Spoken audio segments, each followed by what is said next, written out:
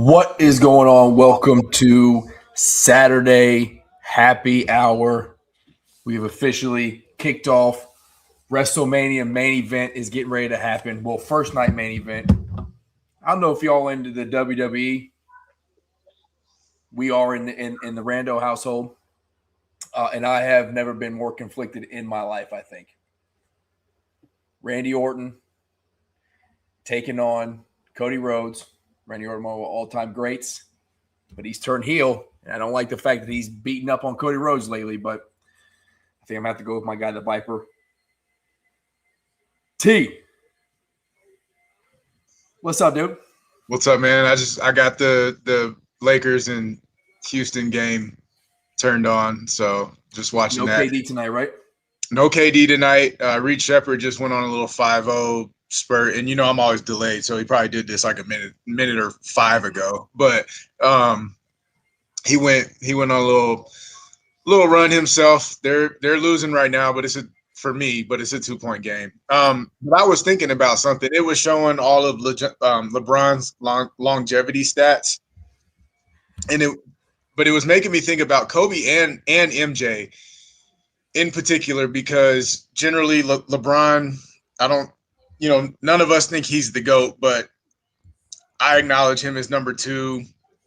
I don't know how you acknowledge him, but he's a great, and I don't know what Hammer just be way over there in La La Land about LeBron. But I'm a little bummed now that I think about it, the style of basketball that was played in Jordan and Kobe's era, because we've seen enough of them where we see dynamic passing ability that they had, and it just wasn't the style for them to do it. And I wish we could have seen that a little bit more. Like we saw it from LeBron. We saw a lot of scoring, a lot of passing.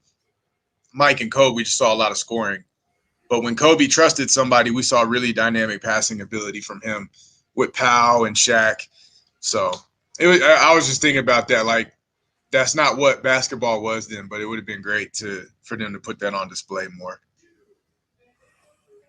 Yeah, actually, I was listening to Shaq on Pat McAfee the other day, but before we get into that, Hammer just slid the hat on backwards. We mean business tonight. How you doing, brother? Yes, but I'll tell you about it later, end of the show. Okay. Oh, is that the last call? Is that what the business?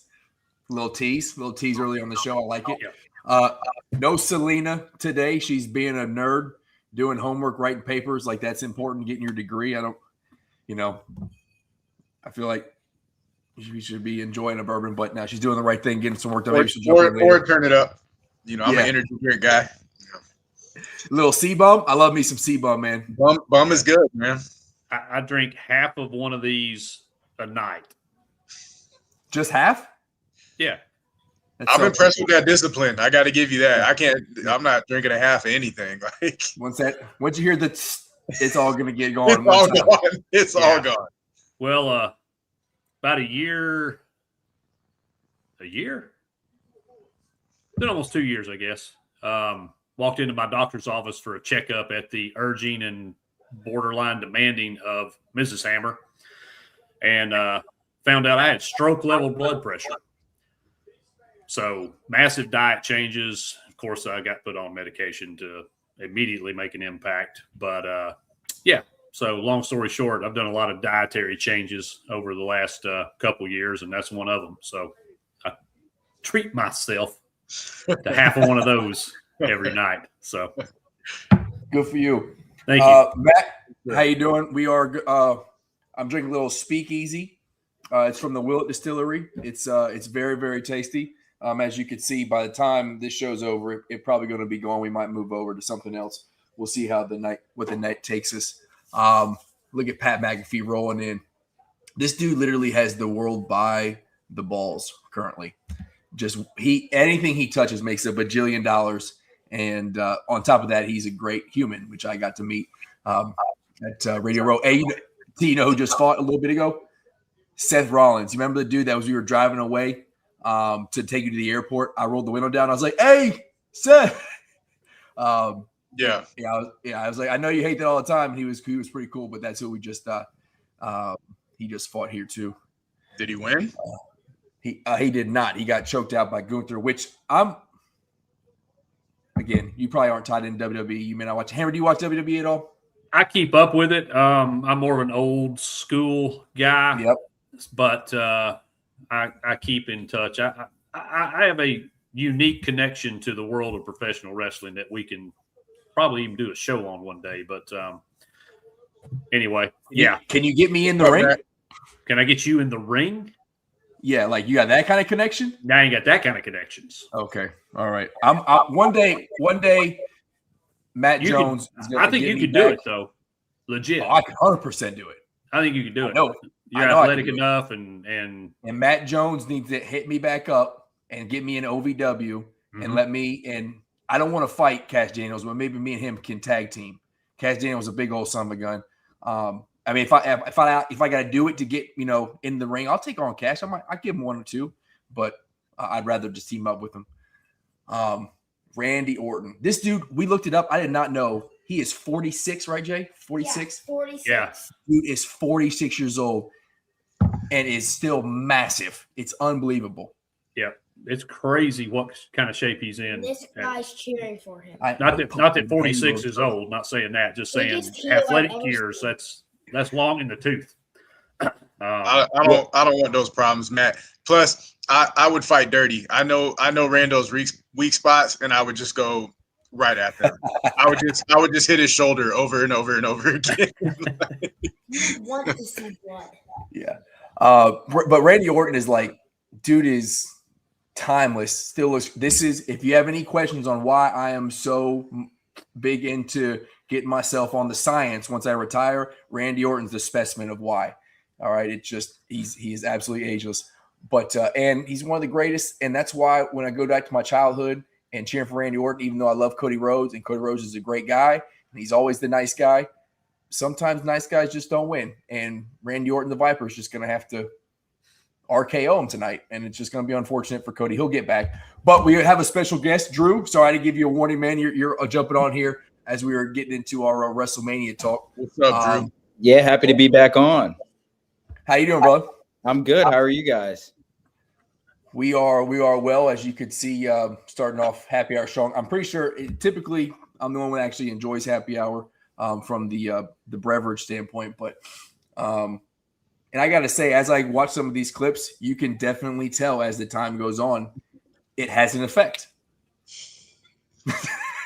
That's what drinking alcohol does, Yeah. My takes got so much better as we got further into the show. Yeah, exactly. I enjoyed a couple adult beverages at dinner tonight with one of my buddies. So good for you, brother. Yeah. Let's we'll just get right into it. Actually, no, I forgot. We were going to talk about Shaq, and he was on Pat McAfee, and I'm a big Shaq guy. After he retired, when he left Orlando to go to LA, I had to hate him for a little bit. And also when he said that he wished he never left Orlando in his retirement speech, kind of hated him for that too, because him and Penny probably could have hung some banners. But he listed MJ 1, Kobe 2, LeBron 3, and Steph 4, which is like a lockstep in my Mount Rushmore. Because of the way Steph Curry had changed the game. Now you could probably switch that one out for you, but that's who is my top 4. T, do you agree? No. Drew, Matt said you ran him off.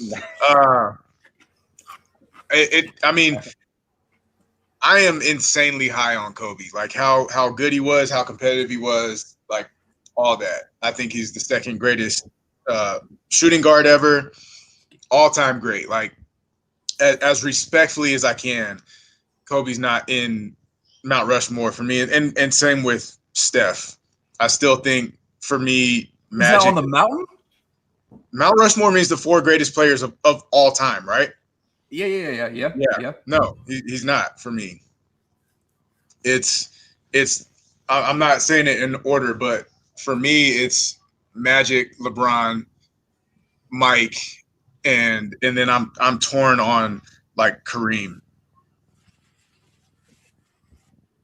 All right, Hammer. Who's on your mountain?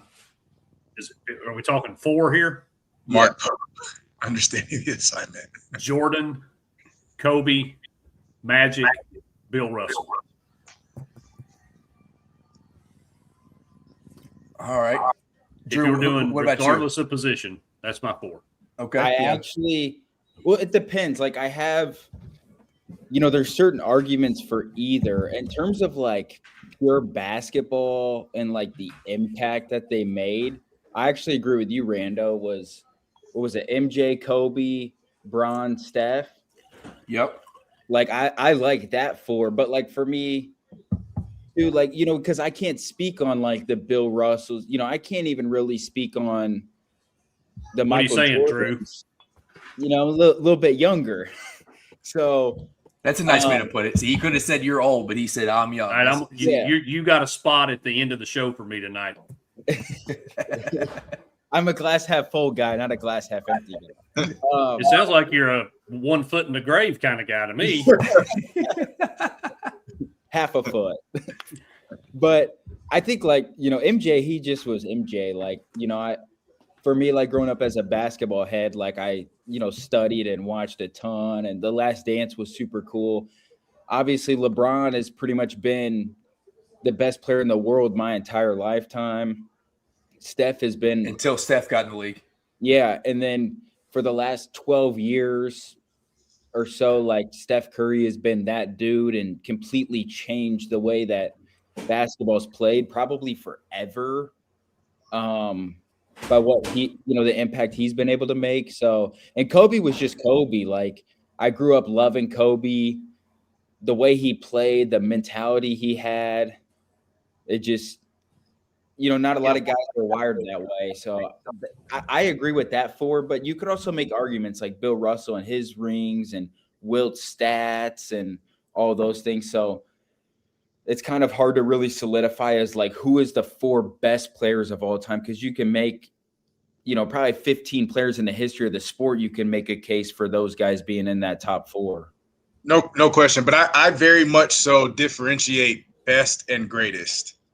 Like those are also 2 different things, because I think Kobe very much so is in conversation when you start talking about best, like just from a pure skill and talent. He comes into the league, he's uber athletic. By the time he's leaving, just like MJ, his footwork is immaculate. He's the smartest player in the entire league, all that kind of stuff. So when it comes to bestness, Kobe is absolutely up there. And again, as respectfully as I can, because I think the world of him, he's not a 4 greatest to me. Is that based off like rings and accomplishments, or like? That's the hard part. Everybody has different kind of like their own requirements for. Sure. For me, it's less about not Kobe and more for about yes Kareem and yes Magic. Yeah. Right. Than it is like no Kobe, if that makes sense.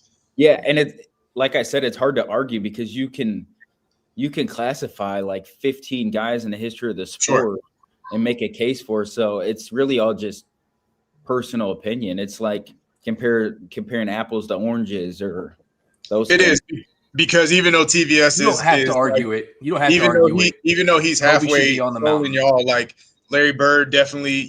There's legitimate arguments to be made for him. So yeah, there's I'm with you. I tend to not have like, it's fun for like barbershop talk. Yeah. Back when I used to have to go to a barbershop. So for the sake of discussion, I'll have it. But honestly, I'm pretty open to quite a few variations of those lists. Yeah, that's me too. I can respect anybody's, Mount Rushmore, provided LeBron James isn't on it, and it's reasonable within the scope of what we're talking about. Not because they all went to my high school crap. You know what I mean? Mm-hmm. So yeah, I mean, I could easily put Bird in there. I could easily put Dr. J, Moses Malone. I mean, you can make an argument for, you can make an argument for Robert Horry, for that matter, if you want to go by rings. So and then Bill Russell got to be up there. Yeah, exactly. So, it'll never be settled. which is what makes it fun, right? That's just the It MJ and LeBron debate. Like, no matter how much longer LeBron keeps playing and breaking all these records, like people, and I like for me, even though I'm in the younger generation, like I would still choose Michael Jordan as the GOAT, but that debate will never ever be settled because number one, it will always just be the different era conversation, or like Michael Jordan took years off to play baseball because he kind of got bored of dominating basketball and all those things. So the debates could go on for years and years and years, and they will, and there will never be a correct answer. And then in 10 years, we'll probably be having a conversation about somebody else being the GOAT or being in those conversations. So that's just part of sports. There's definitely a correct answer, and it's Michael Jordan. It's not LeBron. Yeah, I mean, and honestly, if you think about other sports, like you take, baseball, I mean, nobody's going to argue with you that Babe Ruth and Lou Gehrig and Ty Cobb, Honus Wagner weren't the greatest on that list of greatest players ever, right? It doesn't matter, Drew talking about being in the younger generation, but you can pull up anything on Michael Jordan on YouTube and see him do things that have never been and may not ever be done again. The same thing in baseball with Cal Ripken and the consecutive games played. With football, I mean, nobody's going to argue, Walter Payton, arguably the greatest running back in the NFL. Barry Sanders is in that conversation. So I don't necessarily think it's time bound because we've all got eyes and we see stats and numbers, and there's certain things that matter, like rings matter. How long you played matter. Finals MVPs matter. Record in the playoff matters. All that stuff matters. So as long as it's an intelligent argument, I can concede anything just about. I think the one thing too is like there's only a handful of guys that make it throughout generations. Like Michael Jordan will always be talked about as like one of the greatest basketball players of all time. Same with probably LeBron. When you think of golf, like Tiger Woods is going to make it generations and generations. Baseball, like you grow up and you know who Babe Ruth is, even though like he was hundreds of years before I was even born. Like I knew who Babe Ruth was. Football, like Tom Brady is going to be that guy for football forever. And like you said, Walter Payton, some of those guys, there's like, that's just kind of how it is. And, when you think of basketball and those things, like Michael Jordan's always going to come to mind. But like you don't hear a lot of talk nowadays about like Larry Bird, like unless you're like a basketball junkie, Larry Bird's not like always coming up in conversation when you're talking about the legends. Kobe obviously does, LeBron always will, and those things, but that just separates even the cream of the crop is like how long can your name stay? They always say like legends never die, and some of those guys are able to withstand decades and decades and generations and generations. If you turn that dang wrestling down, is it my bad? My bad. Listen, Cody Rhodes arguably has the greatest entrance in WWE history. So I was jamming out to it, but I didn't realize it was that loud. I don't know. Jacob Fatu's was pretty awesome tonight. Jacob Fatu is good, but they just had Cody Rhodes like whole lineage from like when he came up. They even throw Stardust, like all the terrible. Oh yeah, he paid his dues without question. To be the son of a legend, he paid some serious dues to get to where he is. Yeah, he did. And now I'm back to being conflicted again. I literally don't know who I want to. Randy Orton. It's always Randy Orton. Yeah, Randy Orton was born in Knoxville, Tennessee. I'm not gonna lie. I have never watched WWE ever in my life. Holy Drew! I promise, and that I might get some heat for that, but I never. Brother, you have to go. You won't get any from me. I'm fine with that. Yeah, I've never watched WWE and never grew up. Like my dad never turned it on the TV. I still have the same bear upstairs that I got when I was born that I used to Goldberg spear when I was a kid, and I've passed it down generations. I was out of it for like 10 years, and obviously you grow up, no big deal. And then Jay started really getting into it, and it was like his first match was when Goldberg came back, and it was like super nostalgia for me because it was a kid. So and we just. He was probably like 4 or 5. soon it just became like a family thing. Unfortunately, he's starting to kind of grow out of it. He'd rather do other things, but we sit down and watch it from time to time. And these big pay-per-view events, especially now that they're free on ESPN with the subscription, it's like we get behind it, and the storylines are good. Triple H has kind of started to suck a little bit last few times, like him shoving Gunther down my throat like he's a good wrestler. Like, no. He used to be, congratulations, he used to be like 300-something pounds. Now he's not fat, but he still sucks at wrestling, but they keep letting him choke people out. But Whiskey, I'm with you. I'm 1A Jordan, 1B Larry Bird. Love Bird. I do love Larry Bird. He gave me hope that goofy-looking white guys could actually do something in this world. So, huge Larry Bird fan. Yeah, I mean, if we're doing an all-time Caucasian Mount Rushmore, yeah, for sure. He's stamped on there easy. Easy. But there's valid arguments for him to be on the real one. Like he doesn't just. Whoa, the real one. All right. What's he got to be white, Rando? Well, he was. Oh, Pat McAfee cheated. Mad new to the list. Yeah. Is Pat McAfee? Is he there for every event? He isn't. So he before he got on College Game Day, he announced SmackDown every Friday. He was, because he's a big wrestler guy, whatever. He got into it. Just a commentator? Yeah, just a commentator. And he got in the ring a couple times, and then he stepped away for a little bit to do College Game Day. And then when college football's up, he comes back. And then they just helped. They brought him in to help with the Randy Orton heel turn and catch up. Because McAfee, every time he's on the comment on the mic or in the ring, he's the fan favorite. And they did a quick heel turn on him. So now everybody hates him, and Cody Rhodes is getting ready to kick his ass. So sorry about it, dude. I'm a big Pat McAfee fan, but you kind of deserve this one.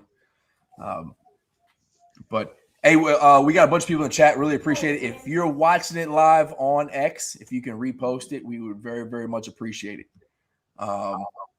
What'd you shake your head at, T? The dumb foul by Jackson Hayes. Hey, Coach Evans said, "What's your wrestling Mount Rushmore?"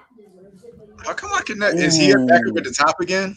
Yeah, it's his time thing. Coach, I sent you the link. When you get to the studio, jump in, man. Yeah, I haven't seen any of your comments, Coach. My bad.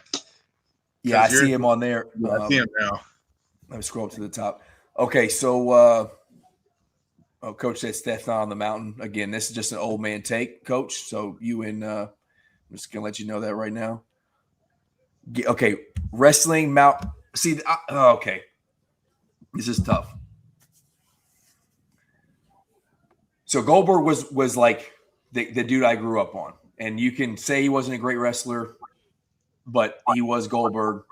And that spear literally cut humans in half for decades. So Goldberg's got to be on it.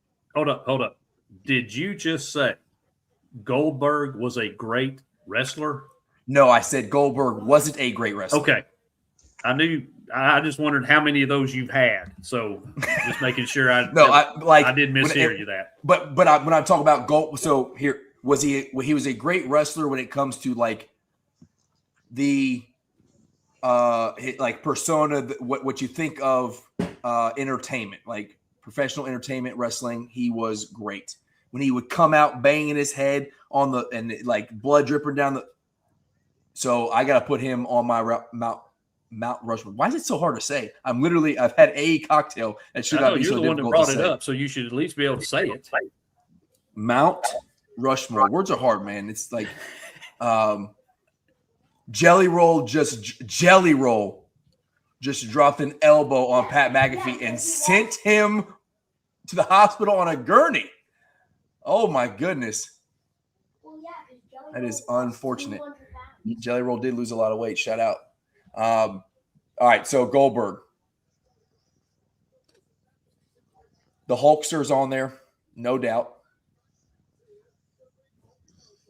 Yo, what was Sting Jared on there when he was at Kentucky? I'm sorry. I'm watching him right now, and like dude is petrified when the ball is in his hand. Yeah, Vanderbilt could not score to save his life. Yes. He played defense. That was it. Yeah. honestly, he gets a deer in the headlights look when he gets the ball. yeah, he was brought in to like be this like passer, athletic, pretty much what he is in the league, like a defender, athletic. But you know, Rando, you remember he didn't play his first game till like middle of January, I don't think. Yeah, Then, yeah, he's always been like that though. Just he's like that. He's kind of like I won't say like Trey Lyles, but he's one of those dudes that like is a kind of a forgotten cat. Like Trey Lyles was on a great team. Vanderbilt he's just one of the guys that just was forgotten about. I think he was supposed to be like a 3-and-D guy in the league. He's a great defender, but yeah, he has really no. I don't know if it wasn't for the Lakers just being a terrible organization at this point, he probably wouldn't even be in the NBA. Yeah, just like LeBron got him the ball twice in what is the NBA, tons of space, and he's pumped. And when the dude guarding him is like 5 feet away, like man, you got to fire that up, man. I'm surprised JJ plays him, to be honest. Well, he's just so good at defense, though. Exactly, and you see the difference. Like if he got time, Connect could probably give you something offensively, but he's dang near a statue defensively. If you can play defense, JJ's gonna put you out there. If you can't, you're gonna sit on the bench. Especially when the Lakers are fully healthy, they got enough offensive firepower with Luka, Reeves, LeBron. You know, Ayton can do some things offensively. Like they can need guys to get stops. Yep, that's why he loves Smart. Hold up. The legend is in the building. The host of 102.7 The Game, Coach Vic Evans. I don't know. What's up, dude?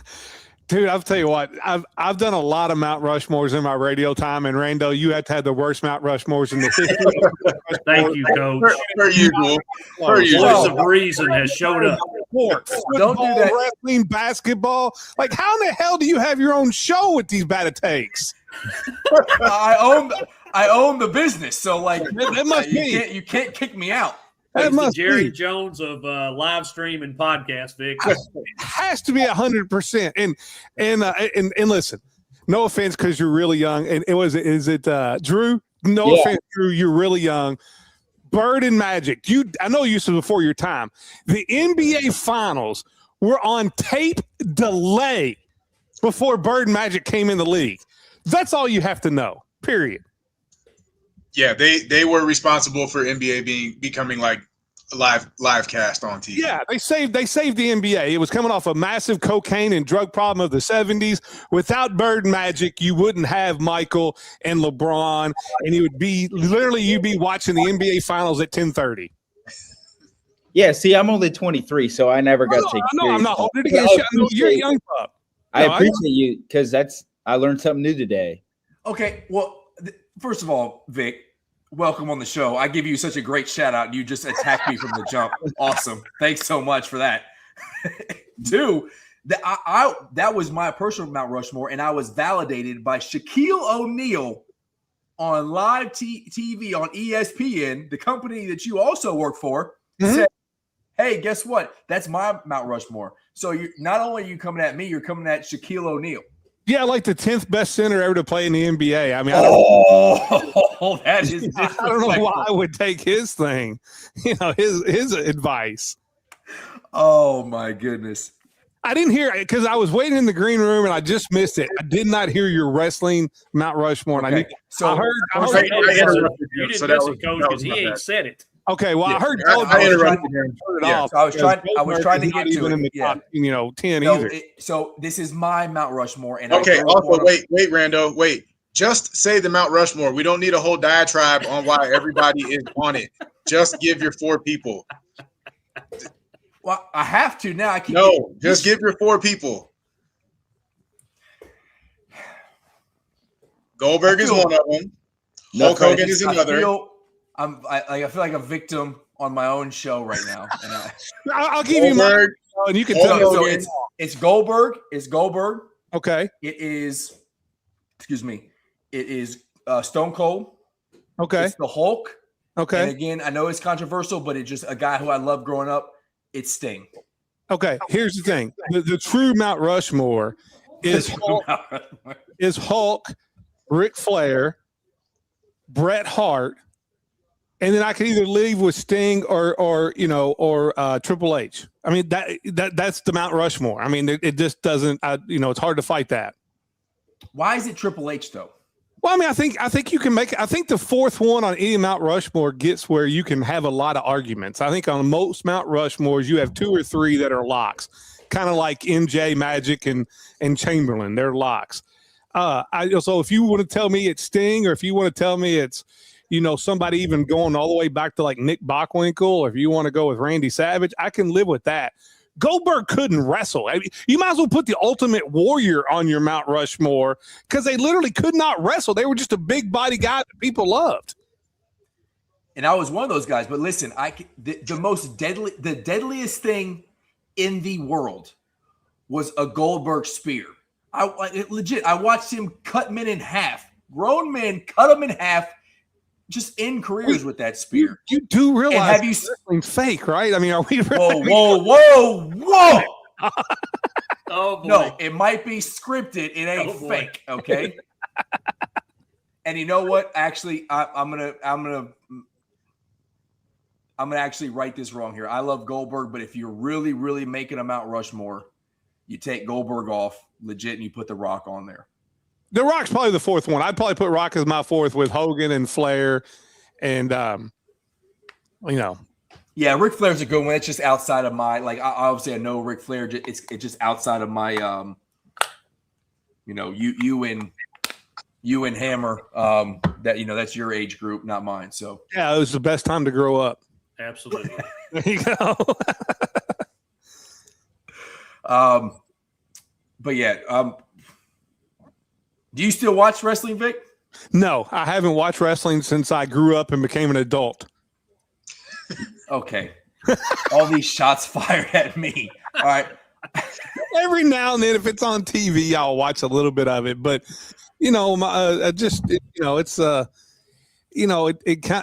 I did maybe watch a little bit when you had the whole NWO and WWE kind of split up. That was kind of cool there for a while. But I mean, if I want to watch scripted stuff, I'll watch the NBA.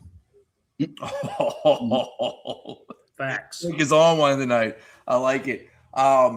It's one of those things for me. It's entertaining. I get to do it with the family, and like the storylines have been decent. Triple H has done a good job up until recently. Running the show, and I do get spun up with the whole it's fake thing because ain't nothing fake about these dudes jumping 30 feet off a steel cage onto a table. Like yes, it's scripted. The who's going to win may or may not be decided beforehand, but the stuff they do, like there are some legit athletes on here. I'm not a Logan Paul fan at all. Yep. I'm not a Logan Paul fan at all. I think he like legit sucks. The Paul family sucks as a whole. But that dude, the stuff he does in the ring as an athlete, the way he stepped in there, it's impressive for sure. That being said, if I got in the ring, I'd jack him up. Like not a problem. Not a problem. Yeah. Rando, do you watch UFC at all? I do watch UFC. Yes.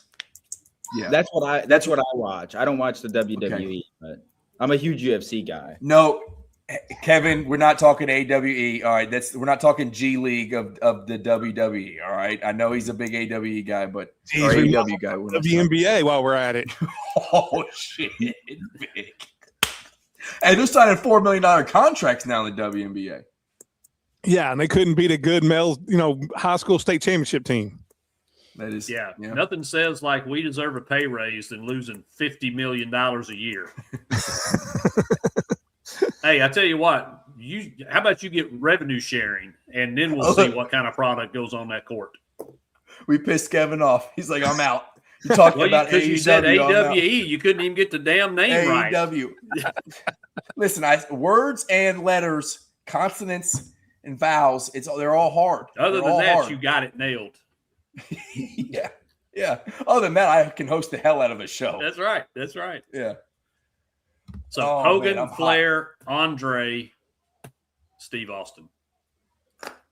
That's my 4.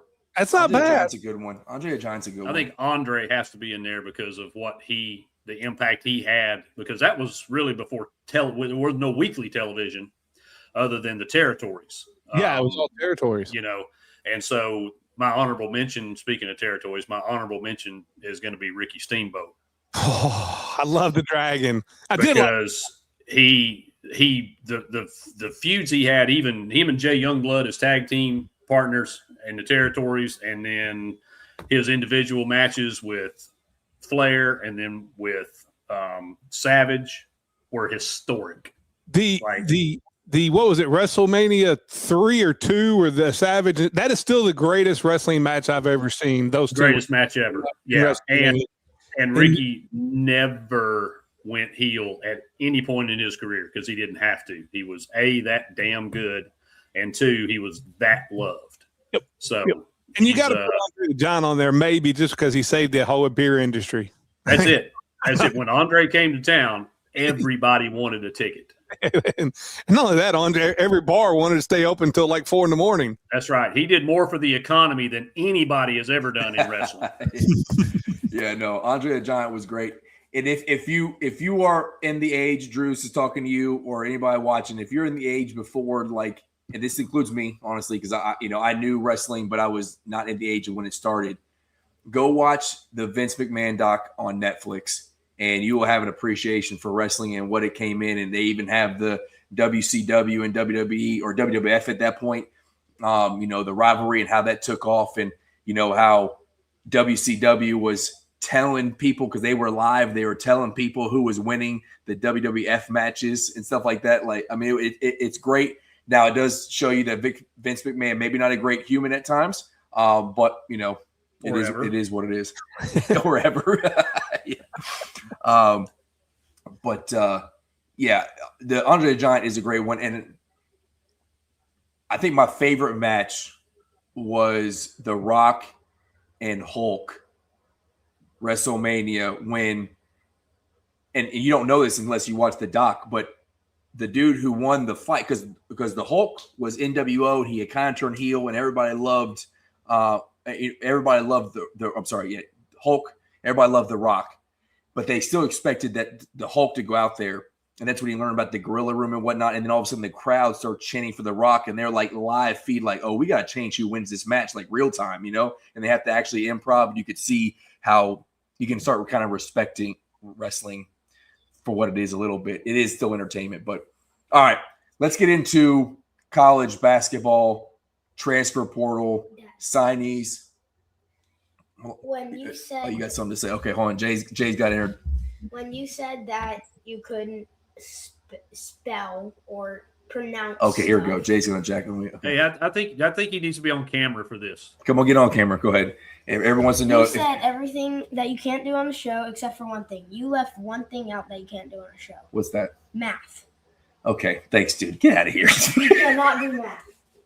This is my own kid jacking me up on the show. I beat Getting roasted from everywhere. Everybody. It comes from all angles, man. It's just whatever. Just catching strays tonight. Catching strays. Yep, that's kind of how it goes. College basketball, transfer portal. We'll start off with the Tennessee side. You got some, well, not only just transfer portal commits, you got a 2027 commit, or 27 commit. No, 26. Right? 26, 27. 27. This coming season. Yeah. Okay. Jay was right. You suck at math too.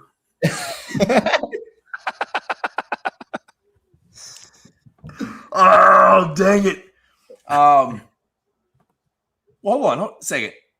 What? I get, so we're in 2026 now. Yeah, he was originally going to Alabama, and he decommitted like about 3-4 weeks ago, I think. Yeah, 2 or 3 weeks ago, something like that. So, Drew, you know him as a player. You're familiar with him? Yeah.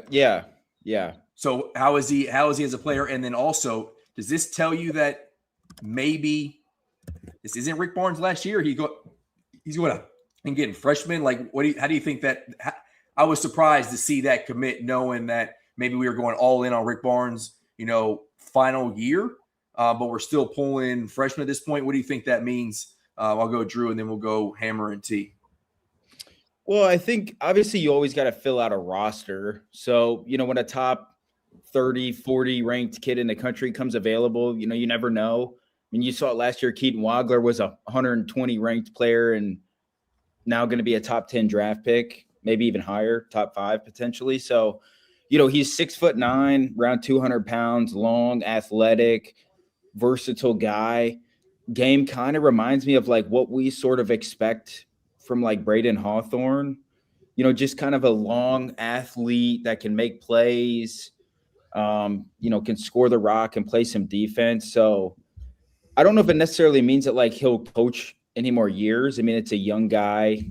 Regardless, we're all in, college basketball is now just a 1-year contract sort of situation. But I think it's a good young piece. Like I was kind of surprised, like there were some rumors that Kentucky might get involved in him, but I think you obviously have Hawthorne sitting there. You have Cam Williams. They're kind of that similar statue of players, just 6'9" wings, small fours sort of, but long athletes that can make plays, being athletic and versatile. And so I think it was a good ad for Tennessee and kind of fits that, kind of what Tennessee is. They've been this long defense, switchable team. I think he fits right in, especially if Ament goes. Like, I'm not saying he'll be the starting 3 for Tennessee next year, but he can kind of fill some of those things that Ament provided. So T Hammer, looking at this, is there a clear succession plan to Rick Barnes that you know of? Is there someone on the staff that you guys will take, or like, so if Rick Barnes does retire, potentially he, becomes open again, but what does this mean to you as far as like the future of Tennessee basketball, and how do you like him as a player? Well, I think they had it and then Gainey left, but go ahead. I just wanted to.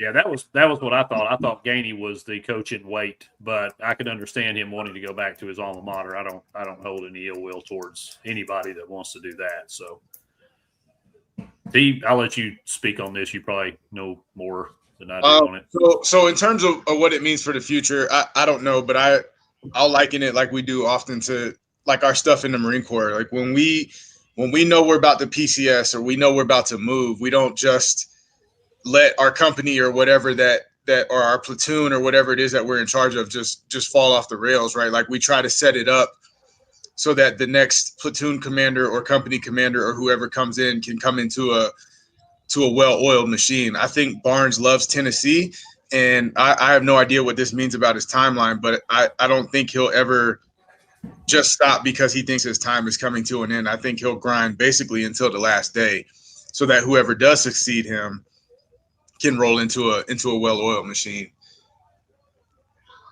And hopefully be able to keep that roster together. Like, I mean, Kentucky just dealt with it 2 years ago. Cal was out the door, and the next thing you know, you look up and the whole roster is gone. Yeah, and I don't see how that won't happen with Barnes. That's going to be tough. But you just hope that maybe a couple players going to stay around because continuity is so important. But also, like, we don't know, the rules might change. So maybe by the time next year, like, that's not something that happens often. If coaches leave, like, guys may not want to leave, although there's obviously rumors that coaching changes would allow players to transfer for free too, without losing that year if they do make rule changes. But I think regardless, like, you got an open spot. Tennessee has holes to fill. He's a top-rated player. He could come in. And you never know. He might be way better than advertised. He might be awesome. He might be a good bench piece. So I think it's a good pickup. I think it was a smart pickup as well.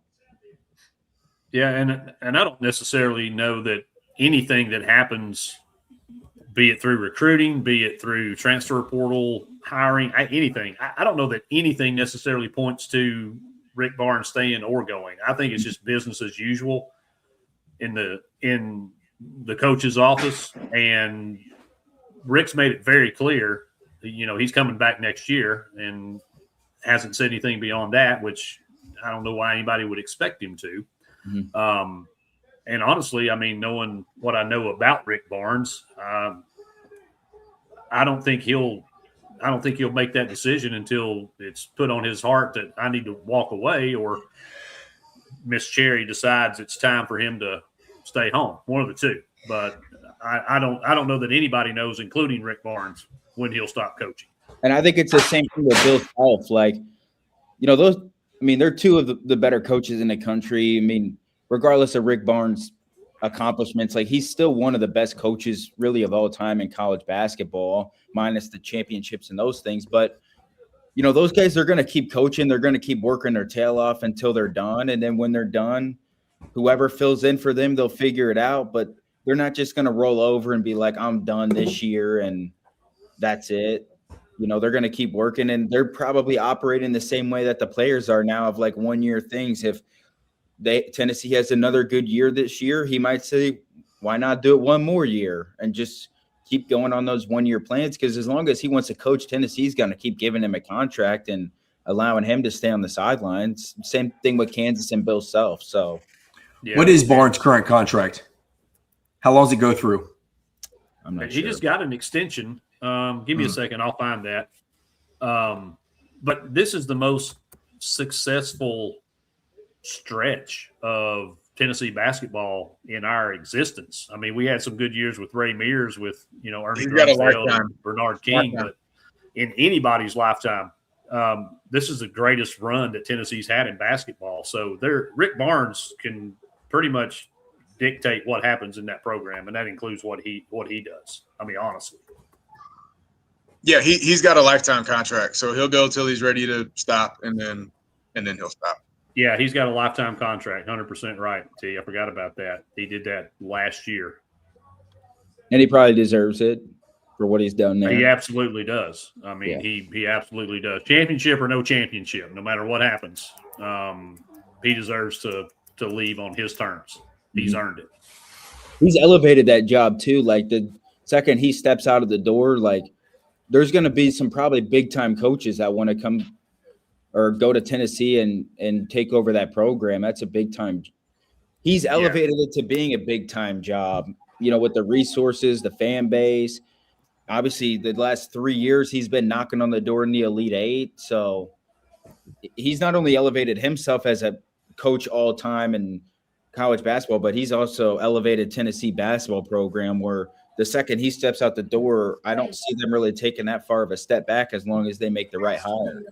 Yeah. There's only been 2 coaches in NCAA history to make 3 straight Elite Eights, and the other one is Mike Krzyzewski. Mm-hmm. So it's pretty elite company. And I think Tennessee has proven with this particular cycle, they'll spend the money. So that to your point, Drew, Coach Barnes elevated it with performance. Well, now he's elevated it with the financial resources and support because, I mean, unfortunately, that's the name of the game. And we're all seeing it right now. And it's going to be very attractive to even those bigger name elite level coaches when they see, they're going to spend $15+ million a year. I can put a team, I can win with a team like that. So, we know we kind of know what the price tag is to be competitive. We saw that bar get set in college football, and now we're seeing it also in college basketball, and it just depends on how long it takes Texas Tech to catch up to everybody else. So, hey, Emmer, I got to have a question for you about Tennessee being the big Tennessee guy. I mean, how is Vol Nation allowing Tennessee's women basketball to become a laughing stock of women's college basketball with what Pat Summitt did there? Well, Vol Nation is having a hard time with it. Yeah, I'll tell you this, Coach. Really struggling. Haven't had Lady Vol basketball on their radar for a very long time. It's on their radar now. There's a lot of people unhappy with what's transpired, and when you pour the Tony Vitello, Danny White gas on that fire, it makes it even worse. Yeah, I mean, it was the premier intimate. I mean, it was women's college basketball forever, and it would literally be like Kentucky saying, "Hey, we're not going to spend any money on men's basketball, and we're going to let it become a complete laughing stock." And I just didn't know how. I see a little bit on social media about it, and I was just wondering how. You guys have a much more of the pulse of Vol Nation than I do, just how they were taking it, and when does the pitchforks and the storming of the castle of the AD's office become letting this program get at that point? Well, Vol Nation is kind of part or large part to blame in this because Holly Warlick, took over for Pat, didn't have immediate Pat Summitt success, and Vol Nation revolted. And so it's kind of been like this revolving door, trying to find somebody who can come in and have immediate Pat Summitt success. And what people are failing to realize or remember is that Pat Summitt, her teams were terrible when she first got to Tennessee. Yep. And she built the program up, and Tennessee fans just don't have the patience for it anymore. So now when someone comes in and doesn't immediately at least show promise or something, like they're ready to kick them out. And so it's been, I think we're on our third coach now since Pat. So I think Vol Nation is part to blame for it. Ultimately, the AD still has to make the call, right? But Vol Nation has been very loud since Pat. And, have no patience to give people time to build up the program. Yeah, it is impossible to follow in the footsteps of a legend. And we've seen that at every sport, every level, everywhere. I mean, you can look at any legend leaving, whatever the situation was. Nobody comes in and wins, and everybody gets held to that standard. And I think of the one that comes to mind the most is Ray Perkins when he took over for Bear Bryant at Alabama. I mean, they couldn't run him out of town fast enough. And it wasn't Ray that won. It was Gene Stallings that came in and won. So the same thing, like Holly was the standard that she was going to be held to was so high because A, she's a former player.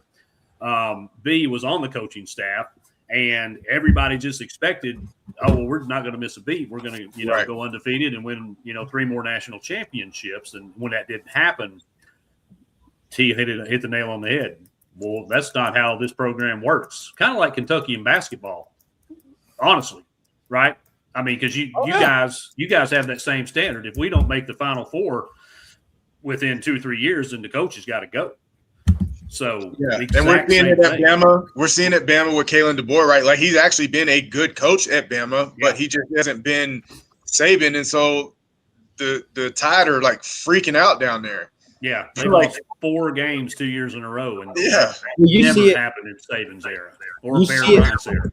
Yeah, you see it from Kentucky basketball right now. Like, yeah, Mark Pope probably hasn't lived up to the expectation of Kentucky basketball, but part of the problem is like living under the frustrations from the end of the Calipari era, that like the patience of the fan base is completely gone. It's like we haven't been to the Final Four since 2015. Now, that's not all on Mark Pope, but he's having to deal with it from the end of the Calipari era as well. Like that's just the reality when you take over some of these big prestigious programs. It's like you better live up to expectation, or we're going to go try to find somebody that can, or then you turn into like what we always joke about, the UCLA basketball, Indiana basketball, those programs. Yeah.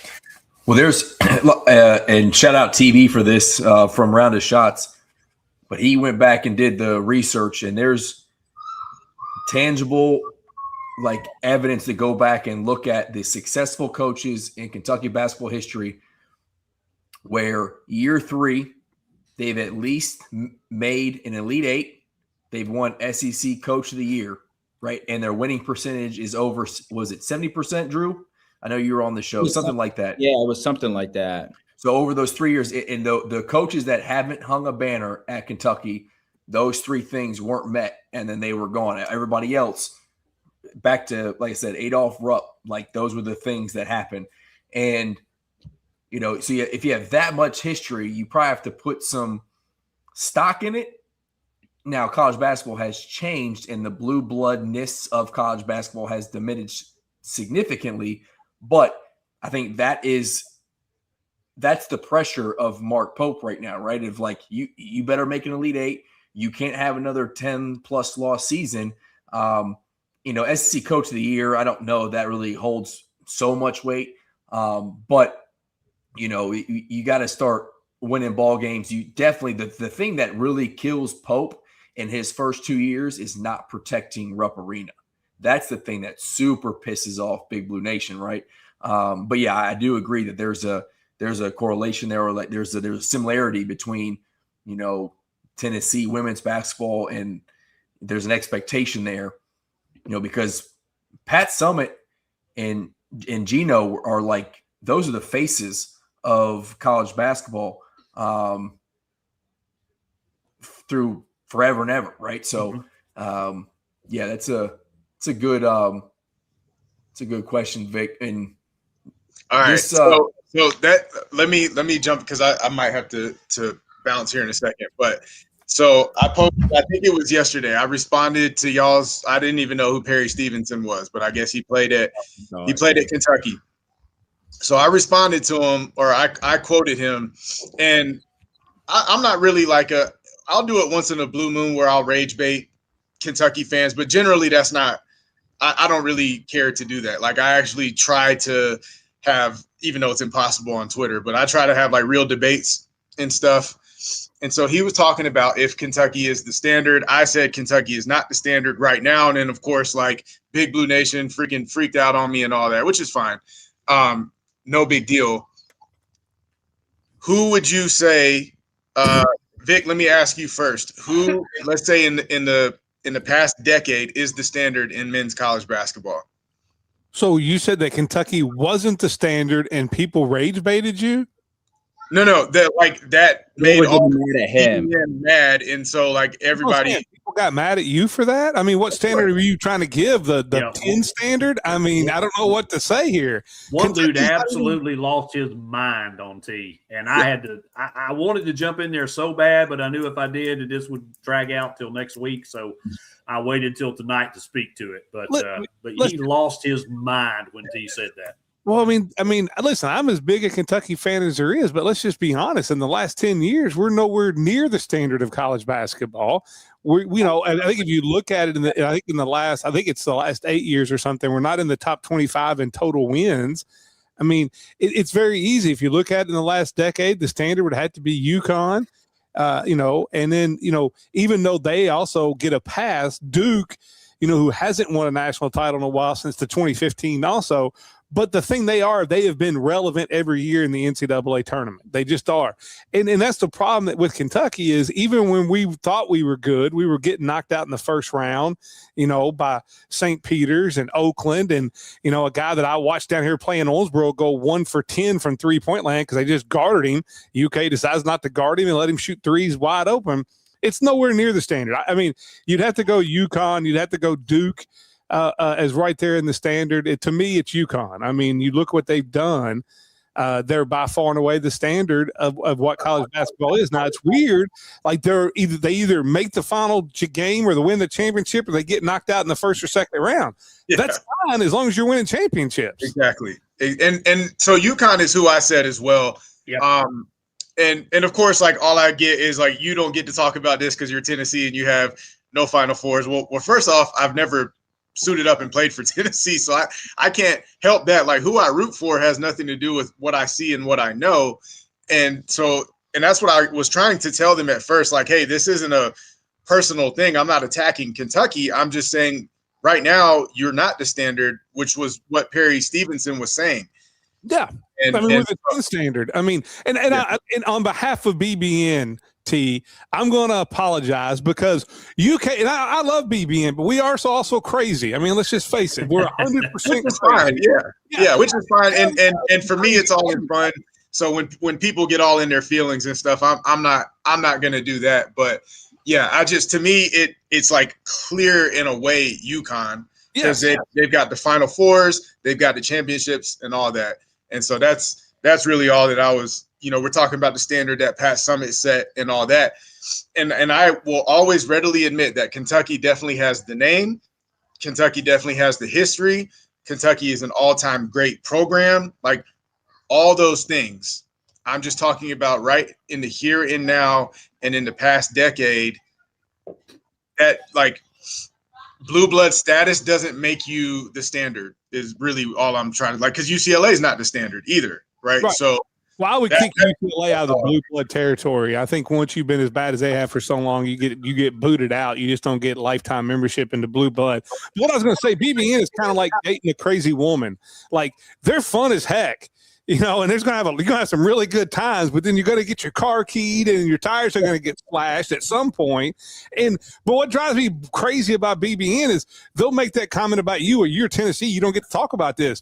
but BBN will run their mouth about college football all day long. Like I've gotten on Rando plenty of times about that. Like, yo, that means you don't get to discuss football at all. Then, like, so, but that's just, I mean, you just have to take BBN for what it is. It's, you got, you've seen it on out there on X. You got the hot crazy metrics. BBN is at a 10 hot and a 10 crazy. Good luck with that. Well, and it's like we talked about, or Drew was talking about the expectation that it's really not Mark Pope's fault at all, because Mark Pope didn't set that bar. The Kentucky fan base did. He helped contribute with the success he had while he was playing. I mean, he did, but he could have come out there and sounded like Rick Pitino about how bad this team sucks, and I don't know if we'll win another game. And everybody still would have said, "Yeah, but you've got to get us to the Final Four." Right, but that expectation has been created, and I'm sorry, y'all, and I'm not throwing darts. I'm just stating facts. You hadn't been since 2014. That's 12 years and counting. Well, there were years we were relevant going into the tournament. I've said all along. I agree. From the COVID year, you guys probably would have made a run. Yeah, and I think even the year you got beat by St. Peter's, you were a 2 seed that year. Like you got upset. National Player of the Year. That can happen. The problem I have with Pope is, I just don't. I think that the standard, the problem I have with BBN on my end and other people is, I am not going to let the standard slip.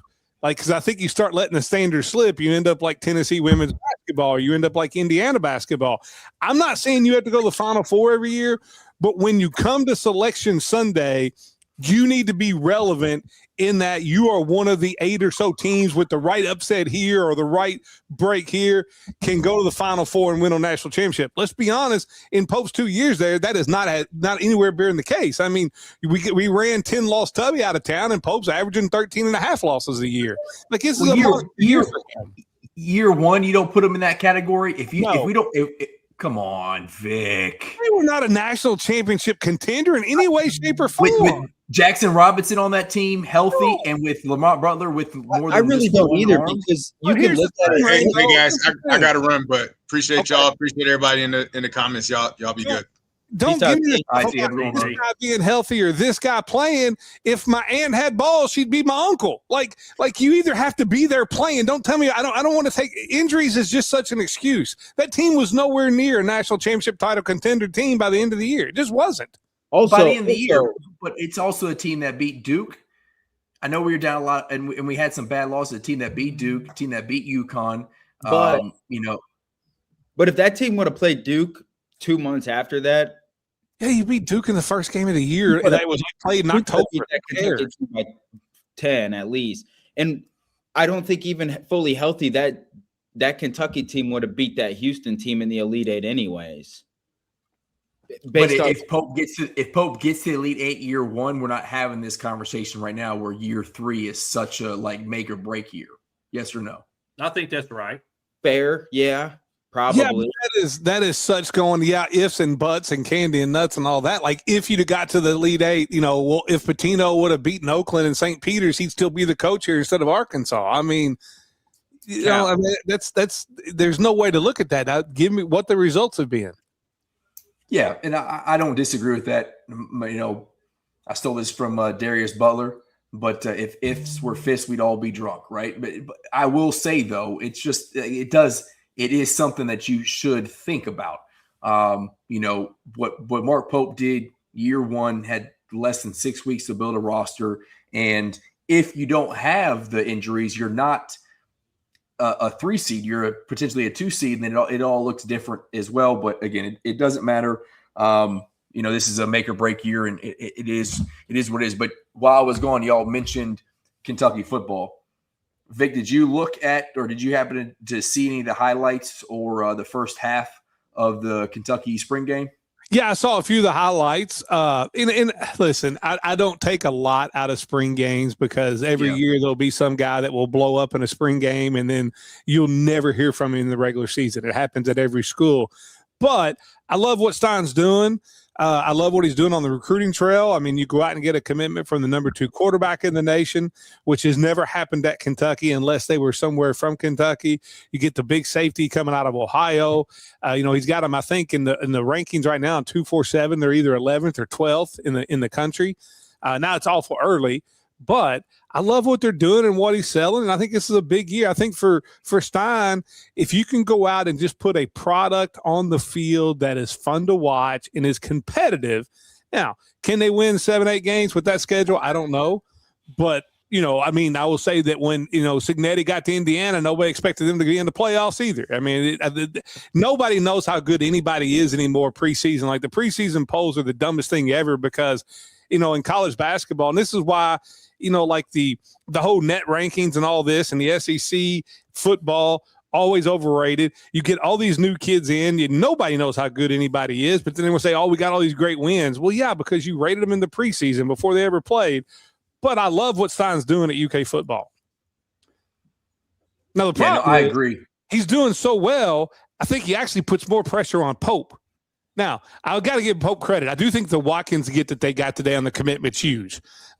So if I'm going to bash Pope when I think things are going bad, I'm going to give him all the praise. I thought that was a great win. They need to get either I was hoping they could get Freeman and Rancic. If the reports are they're going to get one of those two tomorrow. But so far, it's been a really good portal season for Pope. And then we'll see what happens with the whole Stokes thing. But you got to at least give him credit for getting Zoom and getting Watkins, because I really like the Watkins kid a lot. Yeah, it looks like What's up, Sam? Like you're going to get Freeman for sure. Drew, Yeah, am I wrong in that? I don't know what to believe anymore with guarantees recruits, because I think we get Freeman and Rancic. I do. I think I you believe get Freeman. Certainly do.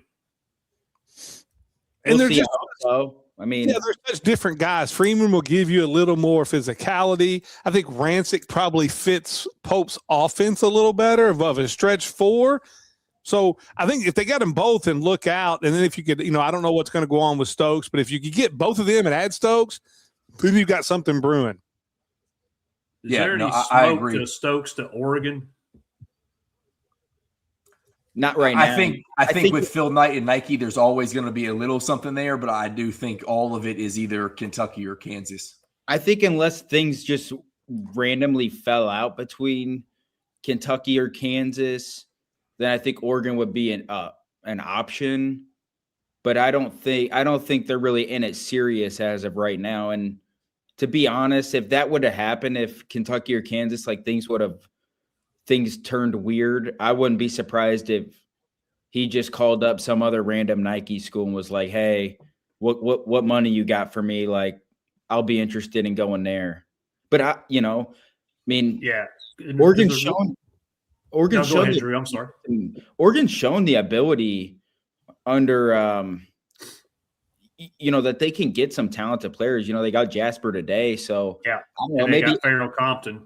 Yeah, maybe Oregon is a potential option, but I don't know. I was going to joke around and be like, hey, they got Jasper. They probably don't have the money for Stokes anymore, but Phil Knight's got all the money. It's Oregon. Yeah. Yeah. Is that kind of like saying jumbo shrimp? They got talented players like Jasper. Is that kind of like an oxymoron? Just asking. Oh, man. Someone that I very, very much trust told me that we pivoted to Jasper instead of taking Braylon Mullins. Mm-hmm. He went with the whole hometown kid vibe, and I'm like, I can't. And I remember the whole recruitment process, and I remember us going very, very hard at Jasper because he was an Alabama or UNC lean.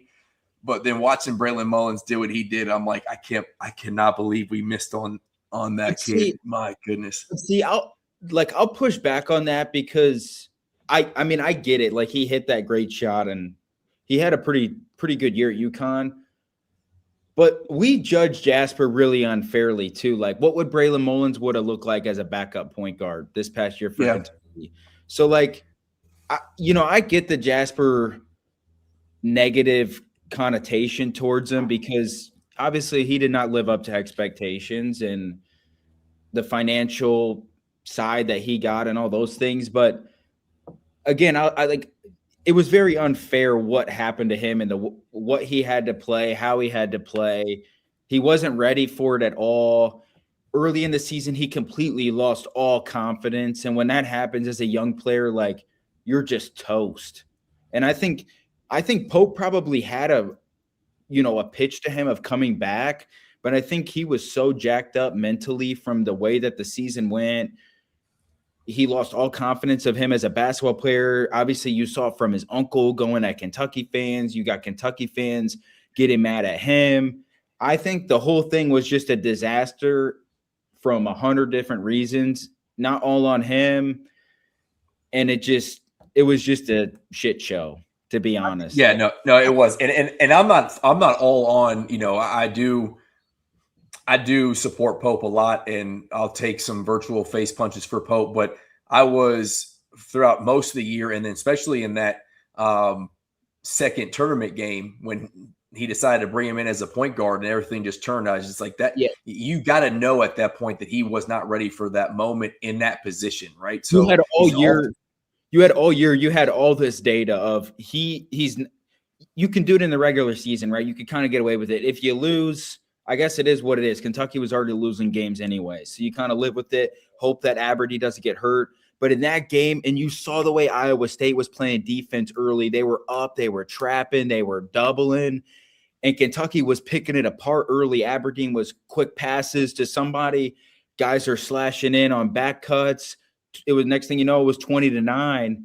And then Jasper checks in, and the rest is history in that game. Like that was a bad call.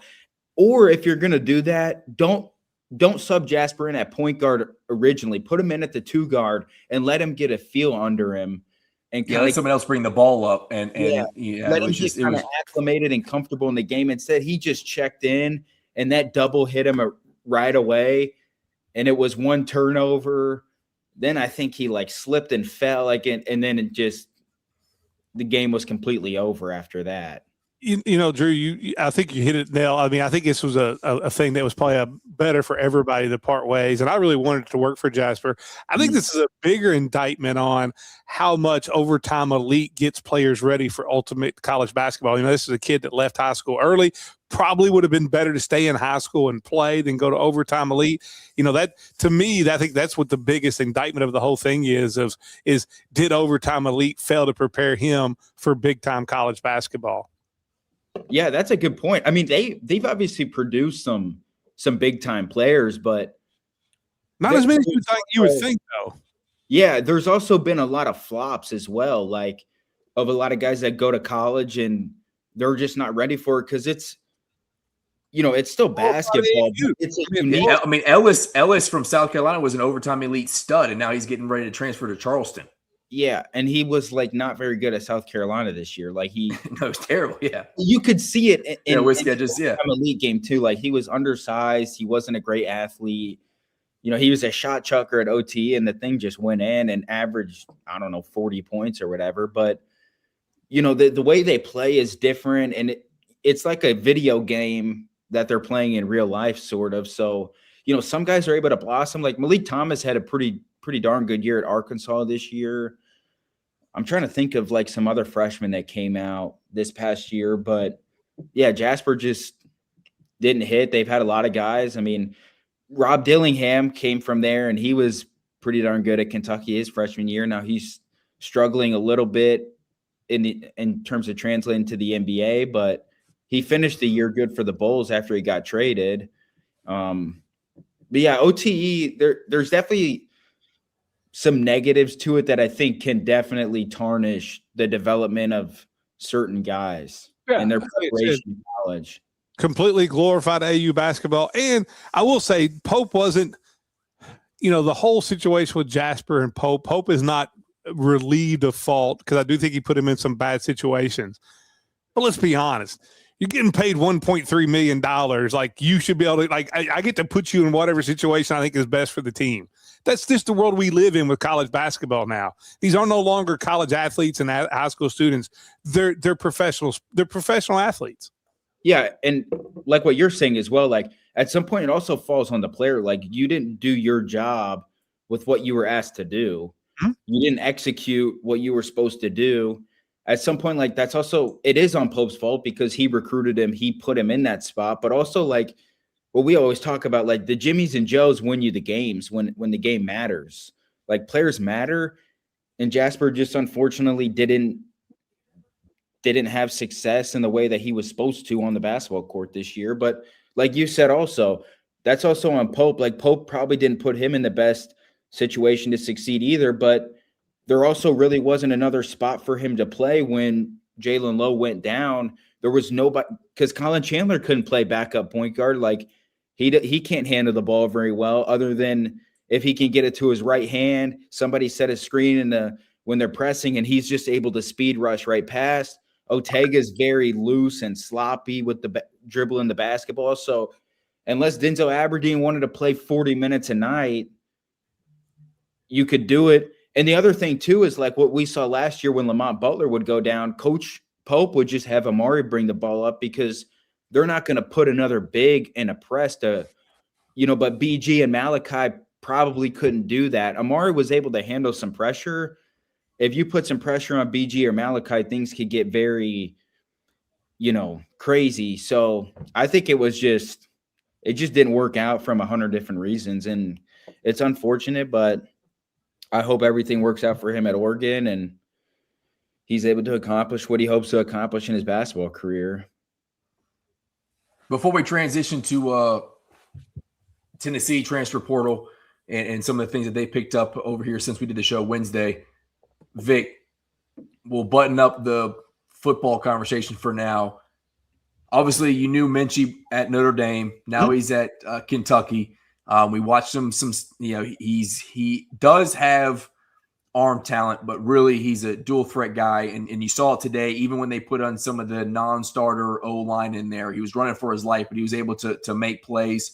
The touchdown he scored today on the run, I think in real life that linebacker probably ends his life before he gets to the pylon. But it's a blue and white game, so he got in.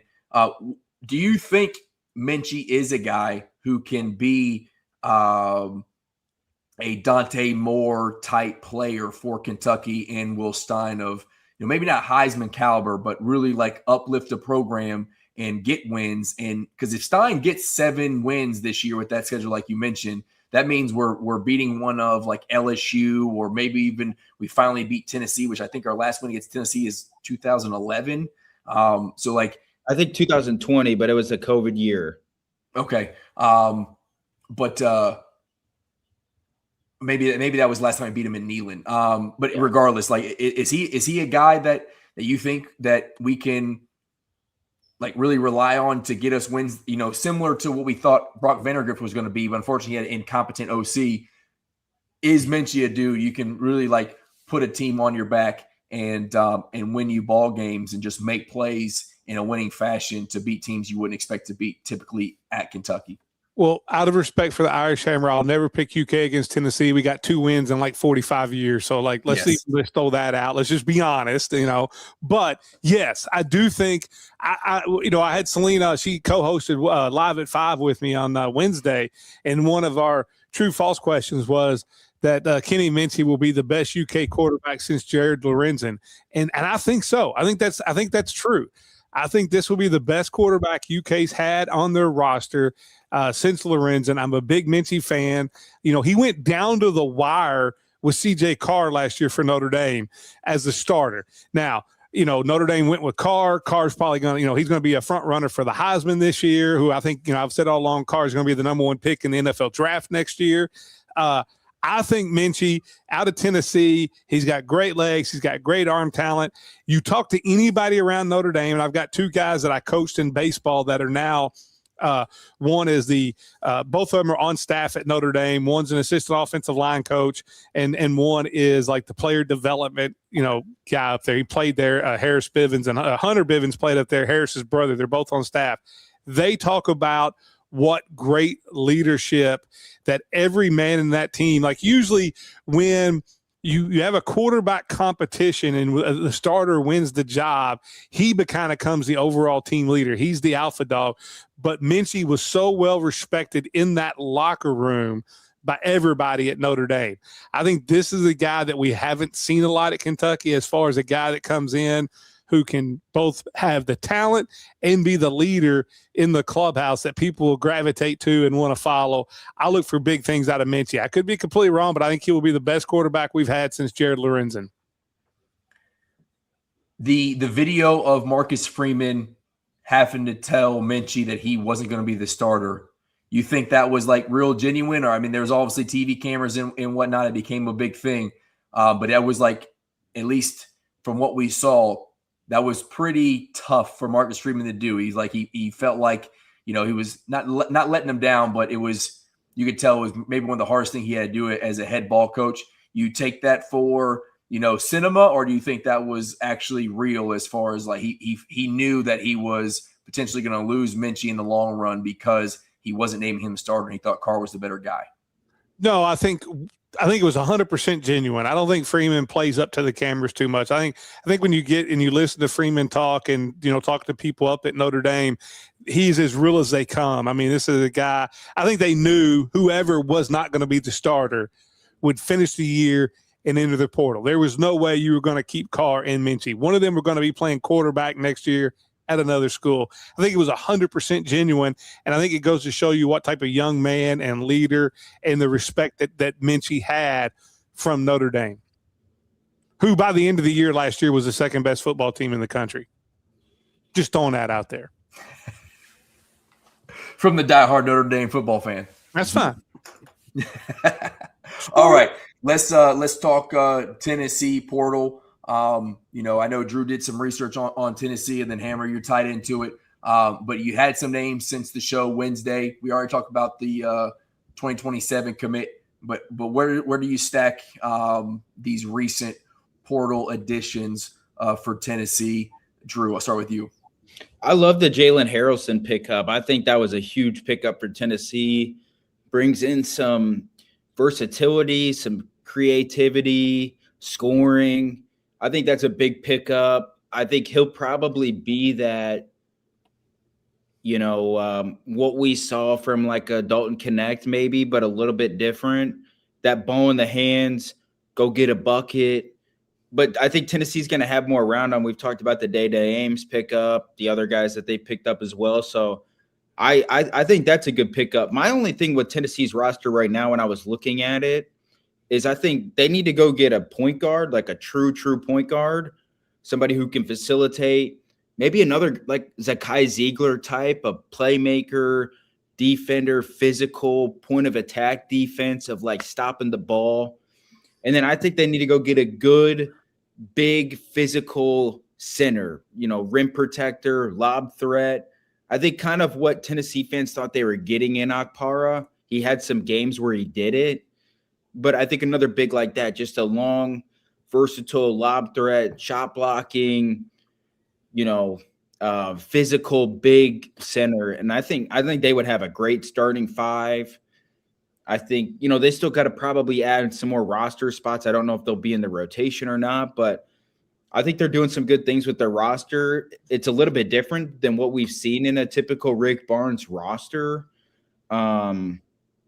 But hey, you adapt. I think he's adapting, and I think Tennessee's doing some good stuff right now. And then we'll see what Nate Ament decides to do, because he's kind of in that spot as like we're in with Tyron Stokes right now. Is like, man, that's just a cherry on top from what they already have. If Tennessee can make the right rest of the additions that they need to fill out the roster. Hammer, what you think? I pretty much echo just about everything Drew just said. The Harrelson pick was I thought was fantastic. To go with Ames, came out of nowhere from like I didn't really hear much about it. He was kind of on the low key radar, and I think I mentioned that on one of the shows, but it wasn't anything I didn't have inside information, right? Yeah. He was just a player that fit what I thought was the profile we were going after. And then there was a little bit of rumbling on some of the chats, various chats that his name popped up that, we may have interest in. So it's really hard to believe. That's why I didn't chirp up too much about it, but he was a little bit on the radar. So I thought it was fantastic. I'm still excited about Ruben. He's not that rim protector. Like, I want a big 7'2", goofy looking sumbitch from Serbia. Yeah. Or I want a thug in there that just, won't take any crap. That's it. Yeah. I want I think that would be awesome. except with actual balls and attitude and won't take crap. So kind of the Nikola Jokic type, or maybe his brothers. I don't know if any of them have eligibility left, but that'd be great. Those are some scary dudes. Man, you ain't kidding. So, 100% on the rim protector. And then we need that true point guard, because I think all of the guards we have on our rosters are more scoring or combo type guards. I think Terrence Hill fits the mold of a point guard. I don't think he fits the mold of what you just described as far as a Zakai Ziegler type, because I think he's still a scoring guard. But if that's what we get, I mean, I'm sure Rick Barnes can make that work, because the kid, he absolutely went scorched earth on North Carolina in the tournament. Yeah. And then who knows what Juke Harris is going to do. I still feel like we're in a really good spot for him, but now I'm hearing there's also maybe some talk of the NBA. So I don't know where his draft evaluation is. I don't know how deep into the weeds he is in that process, but apparently that's not completely out of the question. So, and I still like, and I don't even know if this guy's on the radar, but there's a tie to this kid. Jaden Hastings, a power forward from Boston College, 6'9", 240. He kind of fits that mold of, bully in the paint.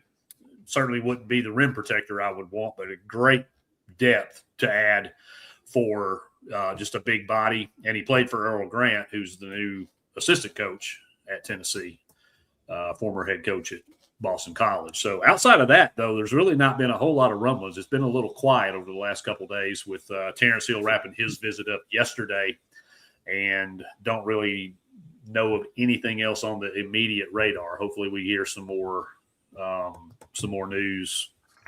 Well, to date, Terrence Hill's the only one that's actually gotten off campus without committing, right? He's the first one to leave without committing. Yes, that's true. Do you know where his other visits are?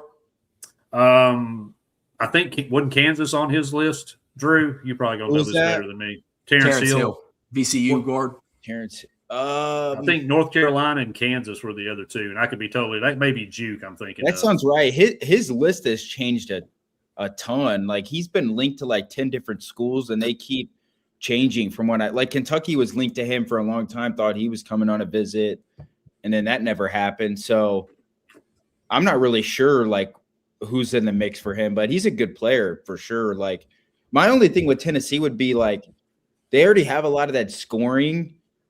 And, my only thing would be like, can Rick Barnes have success with that? Because that's not typically what we see. Now, I think he could do it for sure, but then, it's kind of like what we've talked about, Rando, with Kentucky's roster of like, we had all this shooting. They needed to get some more athleticism, some versatility. Like, did Pope swing the pendulum too far? Like, is that what Tennessee's going to do, of like swinging it too far to offense and scoring and the creativity with the ball? Like, do you worry about that, Hammer, or you just like get the best players and we'll figure it out? Drew, I'm going to be honest, because we have built our teams pretty much around defense first, and the past few years we have been bitten by that once we've gotten into that Sweet 16, Elite 8 realm, and it got exposed bigger than ever this season, is we didn't have scorers. Yeah. And I 100% believe we do need a facilitator, but you're more savvy with transfer portal and these players than I am. I'm more of a stats numbers nerd. Is there a true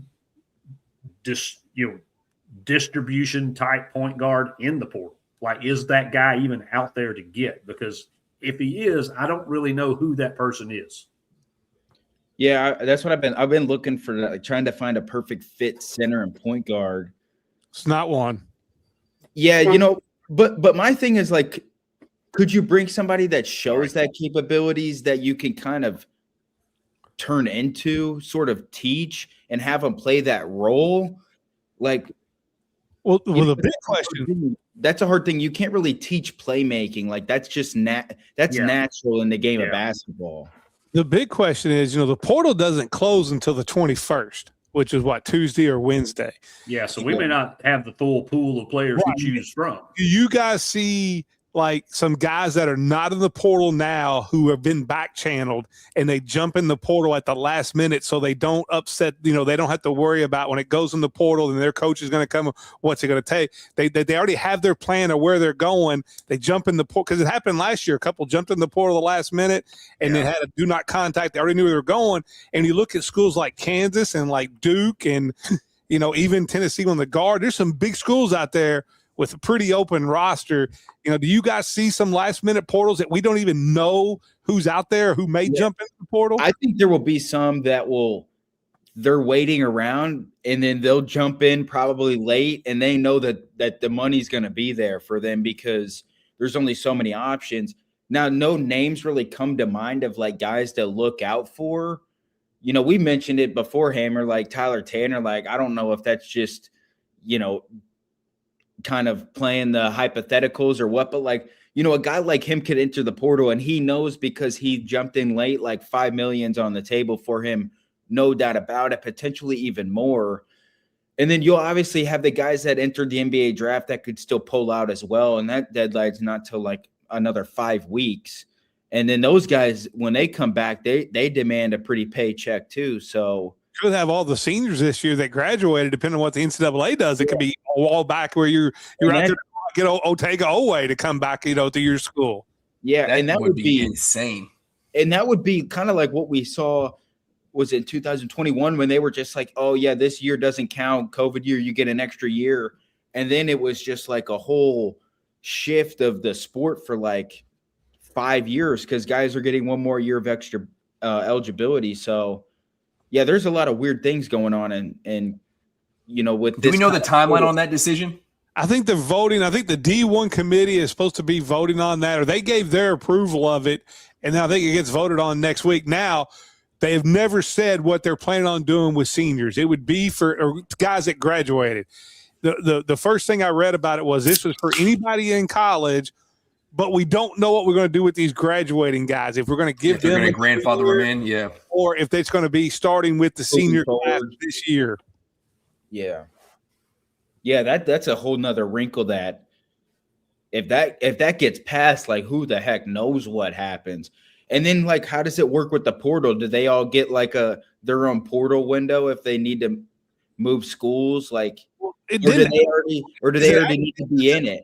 Aberdeen got in the portal even though he has no eligibility left, thinking that this may get passed. So he was already there. There's some that are in there that are already graduated, hoping that this gets passed. Well, and he committed to Florida, so that means there's already some money guaranteed to him if it does get passed, right? I saw Jeff Goodman talk about this. It might have been on a Twitter space the other night. I was only tuned into it for like 10 minutes, but he was like, don't be shocked in the last 24 to 48 hours if you just start seeing seniors enter the portal to like save their ass just in case this rule does pass. Now, he was like, some guys have loyalty to programs and they'll go back to where they were if it is passed.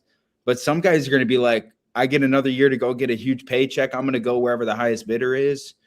So, yeah, that's something to definitely pay attention to because that could be super weird for next year college basketball. Well, so think about hypothetical. You talk about Otega Owe, right? Where have you seen him on draft boards anywhere? If I would think if he is somewhere, it's probably second round.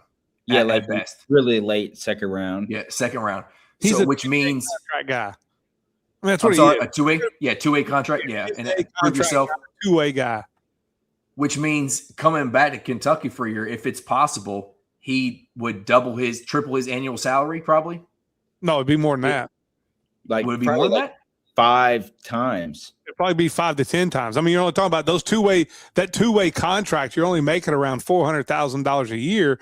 Somebody in college, if he was to get another year, is going to pay him $4 to $5 to $6 million. Yeah, I was thinking at least $4 million minimum. Okay, you're talking about 10 times the salary. Man, yeah, and then you go to talk to the Tennessee side. Then all of a sudden you're talking about Gillespie coming back. I wouldn't hate it. Yeah, no doubt. I mean, for sure, you got a defender and a bona fide scorer on that roster. It would be, that would be special. But I don't. You asked about the portal. I don't know who jumps in there, but you're right, Vic. Like, Wilkerson, who we hosted, really late in the year, he decided to go to Indiana and be the guy, quote unquote, at Indiana. There's going to be those kind of folks who jump in real late. And I put this tweet out there. All the Kentucky fans, Wilkinson, kind of quieted the fan base a little bit because I think we all think he's a very good pickup. The SGA comps maybe a little aggressive, but I love it if that's who he is. But spending, getting players and spending money first. Yes, the fan bases love it because there's a lot of big names that jump in there, but that doesn't mean you're building the best roster, right? And like you said, Vic, there are these backdoor conversations happening with agents and whatnot, and you have the whole Euro player thing, plus what Drew mentioned in the NBA guys who are going to hit the draft combine and then end up coming back. All these conversations are happening, which goes to the LSU Will Wade point where everybody is beating him up for not having a roster at all yet. And he's like, y'all trust me, I got this, right? From his perspective, he's like, don't even worry. I got it handled, right? Now he's a little bit more forward in it than Mark Pope is, but I think that's why you have to kind of relax, Aaron Rodgers, relax when it comes to these portal guys, because there's so much that's going to happen in the next couple days. That's going to completely change the dynamic of what you thought was a great roster and a great pickup to damn, wish I had money to go after this guy, right? Oh, without a doubt. I mean, you forget we spent $22 million on a roster last year that couldn't put the No, we didn't, Vic. Listen, believe what you want to believe, but there you go. And it was a Ferrari, and the problem was we got a Ferrari without an engine and a back left tire. Other than that, it was fine. So, yeah, I mean, money is not going to – Our Ferrari got repoed too early in the season is a problem. Somebody put a 72 Pinto motor in it. It is not going to guarantee wins, and I know you don't want to hear this, but let's just be honest. I know, Porter Rivals, we might as well talk about it. The team that's won the portal so far is Louisville basketball. I mean, Louisville. No, yeah, you're right. Yeah. We talked about that before. Yeah. But that doesn't mean Louisville's going to be good because you got to get these pieces in. And in this new world where you're paying Oweh, and I think this is maybe part of the problem, the same thing as you talk about Pope put Jasper in some tough situations. It reminds me a little bit of minor league baseball where, when you're coaching in minor league baseball and they sign a kid and they draft a kid in the first round and they give him $10 million and he shows up at your A-ball team and he's not very good and he's hitting 210. And here's a guy that they spent $200,000 on, or maybe $10,000. They gave him a $10,000 contract signing bonus and he's hitting 340.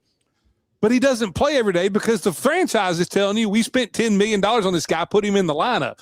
Same thing with Johnson last year. And in this world of college basketball, Jasper Johnson may not have been the guy that should have got playing time as the backup point guard. But you're paying him $1.3 million. I can't just sit him on the bench either. I got to kind of pigeonhole him and shoehorn him into this spot. And I think that is something that we don't, as fans, take into account in college basketball, that we are paying big money to these players and there are decisions that are made based on that money because you got to get your money's worth. It's hard to go back to people who are funding your NIL and saying, hey, I need $6 more million. Oh, I know you gave us $4 million last year, but we gave it to Jasper Johnson. He played 1 minute. He sat on the bench all year. It's hard to, these people weren't rich because they didn't ever get any return on their investment. This is only going to last for so long. So I think there's just so many things that go into winning basketball games, not just spending money. Yeah, and it's not like Pokemon where you just go out and collect all the players like their trophies. Like you want the top point guard, the top shooting guard, whatever it is. I mean, that's not how it works, and you can't have that expectation going into this. Like while we were talking, and I had this dude's name written down, but I had to go back and look, not to change the subject. But there's a kid out of Portland. His name's Joel Foxwell. He's a point guard. Portland upset Gonzaga this year. And in that game, Foxwell had 27 points, 8 assists and 9 rebounds. He averaged 6.5 assists a game. And nobody knows who this kid is. Right? So you're going to get guys like that could possibly be diamonds in the rough. They're not going to be household names. But the perception is if you're not out there getting those top 5 players at each position, then we suck and we're wasting our money. And that's just not the case. It's not about getting the shiniest, brightest, and best. It's about getting the right. Yep, 100%. And then in this day and age too, Hammer, because of COVID and how recruiting's changed, there are so many more talented guys playing D2 basketball. I was best player, 2 years ago was playing in the Division II national championship game. Yep. There are so many. And I happen to do play-by-play for Kentucky Wesleyan College. It's a D2 in the Great Midwest. It's 8-time. It's the Kentucky of Division II. It's 8-time national champion. Kind of fallen on some tougher times recently, but we go and we watch these games, and there are so many great players that when you see them, you're like, how did they end up with them?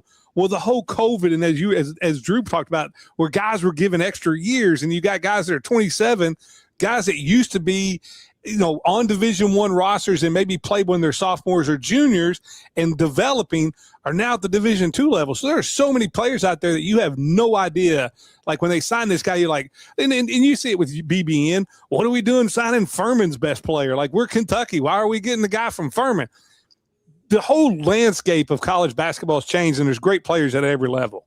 Yeah. And even too go ahead, Hammond. Well, I was just going to say, because some of these guys coming out their senior year, the D1 schools are full, or there's not enough tape, or maybe he's got a connection to that school, or maybe he wants to go to a small school, and then they develop, and then they grow into a superstar, and then they transfer, right?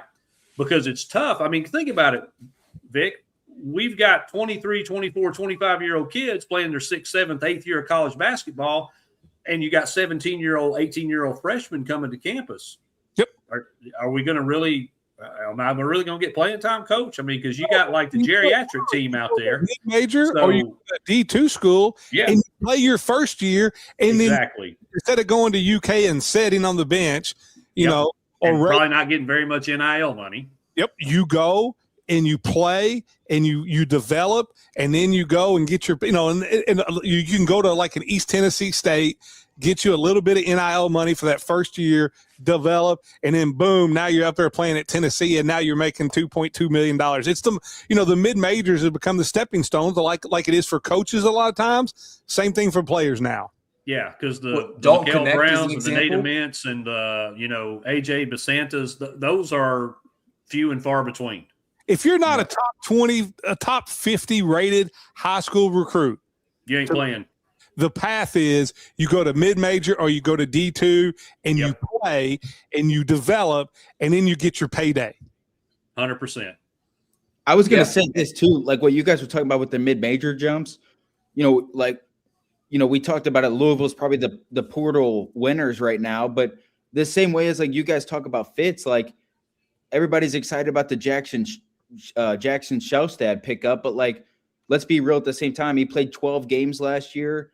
He averaged 15 points per game on 40% field goal shooting, 2 rebounds, 4.9 assists, nearly 2 turnovers, and shot 31% from the field and played in 12 games. So like the same way that they're the winners too, like he also has played unserious basketball for 3 years on a bad Oregon team. And then we look at it as well with Flory. Flory's a great player, right? He's also very limited. He's elite at what he does, blocking shots, catching lobs, dunking the basketball, and being a freak athlete. He can't shoot outside of 5 feet. I don't even know his post game is not great. Yeah, he doesn't have a back to the basket post game. So like, as they might be winners and have perceived the number 1 transfer portal class right now, and they do project to be a good 2-man game and pick and roll and those things. We got to see how it works out, on the basketball court as well. What's crazy is their best pickup so far, in my personal opinion, is Carter Knox. Yeah, I think, I think because he can do it all. He's getting the least attention. Yeah, he's getting the least attention. And when you talk about, who they picked up, that it's for Pat Kelsey, it's the worst guard pickup that he's had since he's been there. Like between Mikael Brown. Now that was unfortunate the way he worked out. But even not Conwell, Conwell was awesome for Conwell, and Chucky was like, I mean, Chucky was insane. Like I hate him because he's a Louisville guy, but I mean, Chucky Hepburn was just a phenomenal basketball player at the college level, especially for a 1 year, bring Louisville basketball back to what he did. I think Louisville's best pickup is getting Woolley to come back. I think that's a huge thing. Yeah, that's a good point. Yeah. But the one thing you don't know is you're talking about money. What you also don't know is we're throwing a lot of money at 18 and 21-year-old kids that there are no stipulations that they have to play. That's right. You get Mikael Brown where all of a sudden you get whatever the injury is, and now you're thinking about your next payday. Like you never know how that's going to affect somebody where you're giving a guy $2 million, and all of a sudden the stuff he's hearing from his camp when he turns an ankle is we can't affect your draft stock. You just don't know about this stuff anymore, and you're asking a lot of immature people, throwing a lot of money at them with the bad handlers and bad people get them advice and wanting to win basketball games. That's not always a great mix. Another sleep. I think one of the teams that's done it right this year actually hit. And I hear the flack from my family because my family's from St. Louis, but I think Missouri's done a really good job in the portal. They got Jason Crow Jr. coming in, who's an explosive, do-it-all guard. They picked up Bryson Taylor, who had a weird year at Kansas, had some big-time games, had some struggling games, but he has the chance to be in really good. Like he fits really well off of Jason Crow, brought back a 6'11" shooter and Trent Pierce, who has been inconsistent, but he's a guy that can fit off Jason Crow. They've just done a really good, I actually like what they've done in terms of their roster building, and they're not really getting a whole lot of credit compared to what Louisville has done or Indiana has done with some of their pickups or UConn or some of these programs. I'm not saying they're going to be as good as those programs, but I think when you talk about pure basketball fit, I think Missouri's done one of the better jobs in the country in terms of their roster evaluation, which that pains me to say because my brother has been talking some smack over the last week. So we need to get on our stuff. We don't count Indiana. They're irrelevant. They've been irrelevant for 30 years. Well, tell him to hang the banner because that'll be the only one that goes up. Yeah.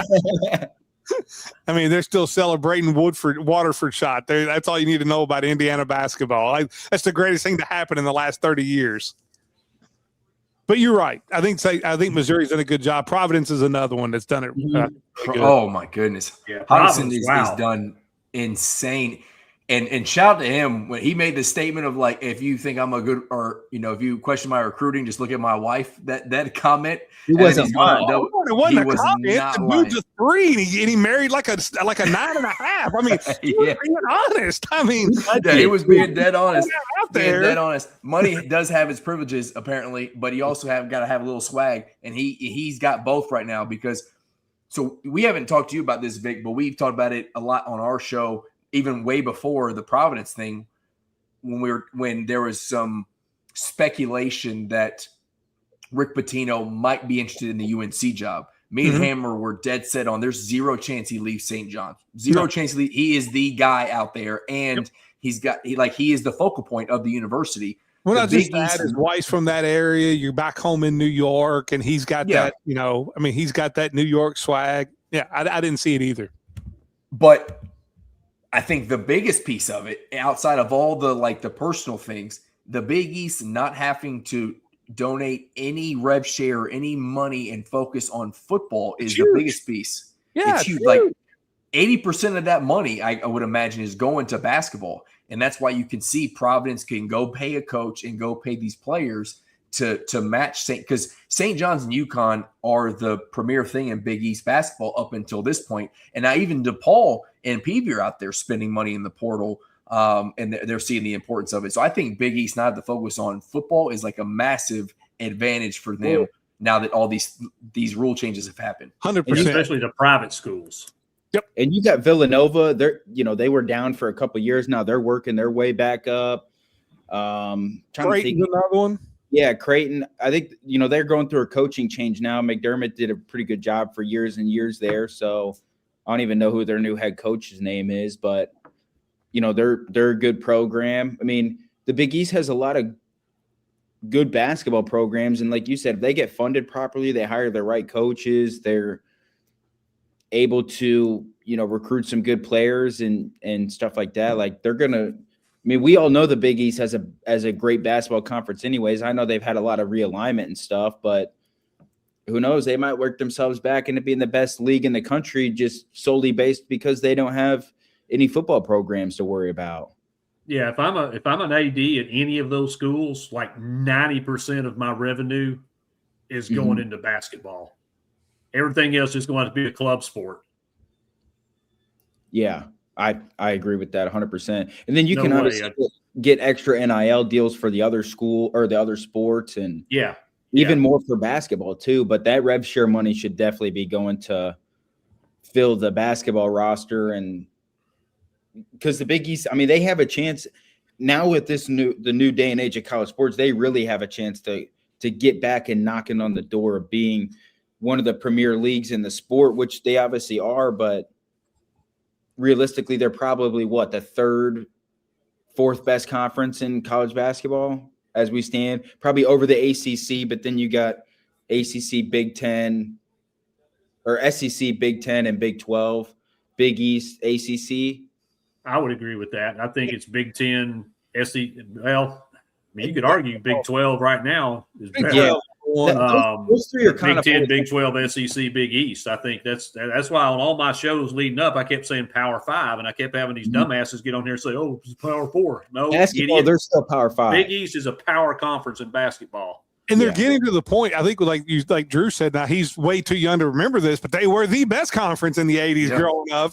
And absolutely. then having football, there's the opportunity that they could, be right there in there with this, this day and age. Yeah. Because, let's be honest, at some point in time, it'll stop being such the wild, wild west because, like I said, rich people didn't get rich by just throwing away a bunch of money. That's right. And there is no ROI on any of this NIL stuff. There's just not. Like, at some point in time, you're like, hey, I love my alma mater, but I've already spent like $35 million the last few years on basketball.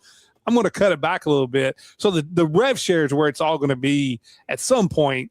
That's where it's going to be, and that would give the Big East a huge advantage. Yeah, I think you'll see the markets in the sports drop a little bit. Like you're seeing now, the top end in basketball is making $5 million. I think as years go on, we'll probably see that number drop to like 3, maybe 4 for like a legitimate superstar.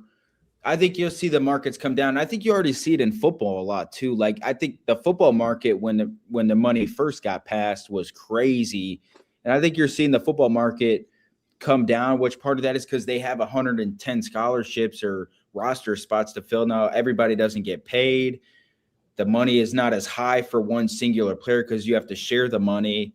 But I think the basketball market will drop some. I think the money people have had like fun with the basketball because there's not as many roster spots and you can just throw a big old bag for one player and hope it works out. But hopefully in the next 3 years or so, like we can sort of get a mix between this new era of college sports and the old era. And then I think it will be a lot of fun to watch and be a part of, I guess. When they become employees and then you can collectively bargain and then you have the kid sign a 2 or 3 year contract to play at UK, then that's where you'll get the mix of the old era of seeing guys play 2 or 3 years. But you're not going to get that until they make them employees and they can collectively bargain with the athletes. Or if that's the biggest thing is trying to figure out a CBA, but then you got to – Vic, I'll put you on the spot. So I personally think I've thought about this from the football perspective. Nick Saban or Kirk Herbstreit are my two, like, if they were the lead, they would know how to do it. I want to see those two do it. Who does it? Or I guess one question, do you disagree with my assessment of those two could lead college football well? 2, who's the guy that does it for college basketball? I think Coach K is an easy pick. But what do you think is, like, if we do go CBA, there's got to be someone who can lead that and be the president of it. Ooh, no, Coach K at that age. I mean, if you know with the age he is, you're only going to have him leading for a couple of years. I think you'd have to go with someone younger, and I think it would be more of not necessarily a singular basketball person. I would want more of a lawyer business guy, kind of like your pro professional ranks do, that can bring in negotiators and things of that nature. Have someone like Krzyzewski on the committee to be like an advisor to him. I like the Herb Street Saban idea too, the same way. But I think as this goes down, you don't want somebody that's just like a basketball coach leading this way. I think you're going to want, a business professional, kind of like baseball and NBA and NHL when they have their, they have their negotiating teams, and it's all lawyers and people that are business people and lawyers to make sure that things are all the I's and T's are dotted and crossed. Whiskey says, "Oh, Billy Donovan, I'm tired of coaching. Let me go see if I can figure out how to run the." I think he would be good on that then. I actually think Coach Cal would be pretty good at it too, to be honest with you. Cal, huh?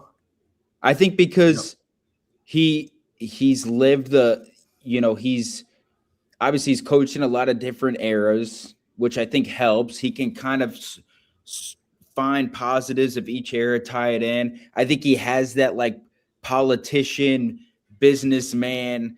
Oh yeah, he can talk both sides of his mouth with the best of them. Yeah, actually, really good one. I kind of like that, Drew. And I think he's a guy that understands that this is a chance for a lot of kids that come in bad situations and underprivileged households that can make generational change, and that is important to him. It's actually more than important to him than winning national titles. Yeah, that's what I was going to say too, is like he's built his whole career over getting players to the NBA. Now, obviously that would change, but I think he could help, like what Coach just said, like tie it all back into like what is best for kids. And he talks about it all the time of like, you shouldn't be allowed to transfer 5 times, because you're not graduating, and then your mentality when you do graduate and all these things. Like I think Cal would be perfect, but I don't know if he would ever actually do it or not. That whole he drives me nuts when he does that. It's kind of a little bit like, Clemson and Dabo Sweeney. Like coaches have no problems transferring 4 or 5 times for more money and a new job. Why are we treating 18 to 21-year-old kids any differently? Like that always drives me nuts when that's the argument. Well, is it the best thing for a kid? I don't know, but he doesn't either. Like there's coaches that make steps all the time for the bigger bag. Why shouldn't players be able to? Mm-hmm. Yeah, 100%. I'm going to throw a name out there for the college football side. I don't really have anybody basketball that I think would be any better than who's been mentioned. But Steve Young would be an ideal person. I like that one for college football because he's the best of both worlds. He is a former collegiate athlete, he's a former NFL athlete, and he has a law degree. Yep, that is actually a really, really good one. I thought you were going to say Mark Stoops, but I'll take Steve Young. That was my second choice. Well, Jay Billis, Jay Billis is. I don't know him. He's too much over. Jay Billis has gotten too political, and he can't. Well, I know he has a lawyer degree. That's why I just mentioned it. But yeah, but I can't say really would make a great. I'd rather have Will Purdue in there than. We have a team to run college basketball, and Jay Billis and Bruce Pearl. What could go wrong? Oh. Guys, I've got to get off here and head to the house. All right, Vic, I appreciate you. Hey, man, anytime. Good to see you, Vic. Have a good night. Yeah. Nice to meet you, Drew. Nice to meet you. All right, well, we'll wrap this thing up too. Drew, I do want to ask you real quick before we close out. There's one more transport we haven't talked about, and that's Justin McBride, JMU/Nevada, and I think he originally committed to Oklahoma State out of high school. I watch him. He's a guard. He's one of these guys where I got to be honest, I didn't know who he was before he came into the portal and became like a guy who we were reaching out to. His stats look good. His game is awkward. I guess that's like there's a lot of Twitter folks out there, BBN fans, who are like, hey, this guy's a dude. I watch him play and I'm like, I don't know. It's a little slow. It's a little clunky, but he can score at least at that level. Do you think this is like a go get you've put focus on? It's like a great depth piece. What is your thoughts on McBride and filling? Is he a starting guard at Kentucky? That's my concern is. Yeah, he's like he's probably like a 3. He's probably like a 4 that could play the 3. But like his, like you said, his size is weird, but he's like very skilled, versatile, inside out guy. But, he doesn't really, he's not really much of like a paint guy, I guess.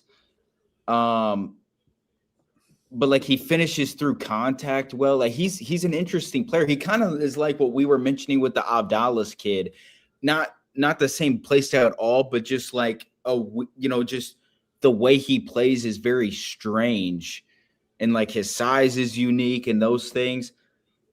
I don't think he probably would be a starting player.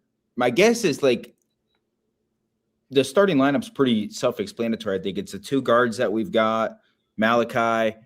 I think one of the 4s that we're expecting one of them to commit tomorrow, and then probably Stokes or Cam Williams would be my guess. But I think, like, if you're talking bench options, like, I think, yeah, he would be definitely a good pickup, I think, for what you could get out of that role. But like you said, it's a weird kind of game, and the way he moves and plays and his size. But, like, why not? It kind of would be fun to see what Pope can do with it. And you never know, like, guys like him, you sign up for one thing, and then the next thing you know, he gives you something else, and he becomes, he could play the 2, the 4, just all those unique things. And yeah, I mean, I think for a bench option, definitely, I think Kentucky should pursue it, but I guess we'll see. I guess what his expectations are important. Yeah, I guess the versatility piece of it, it's a good note. I just look at him, and like I said, judging off of just what I see on the court, it looks. I don't want to be rude and say it's slow, but it's like nothing about him like super explosive. Like he's got some good plays, he can get to a spot, and maybe it is one of those, like, again, not comparing him directly, but it's like watching Luka play. It's like nothing about this guy is like super special, but Duke can just score. He gets to a spot. So, yeah, he's not in great shape, but he just can just do the thing and score. And maybe that's important. And then Whiskey put in McNeil from the kid from NC State. I think that's a guy who you definitely try to go get. 45% three-point shooter. Like that's a guy who you can bring in there and be that potential like Colin Chandler-esque player that it can just either come off the bench and light up from 3 or just be another ancillary scorer type thing. But I do – the big question is it going to be Rancic? Is it going to be Freeman? Is it going to be potentially both?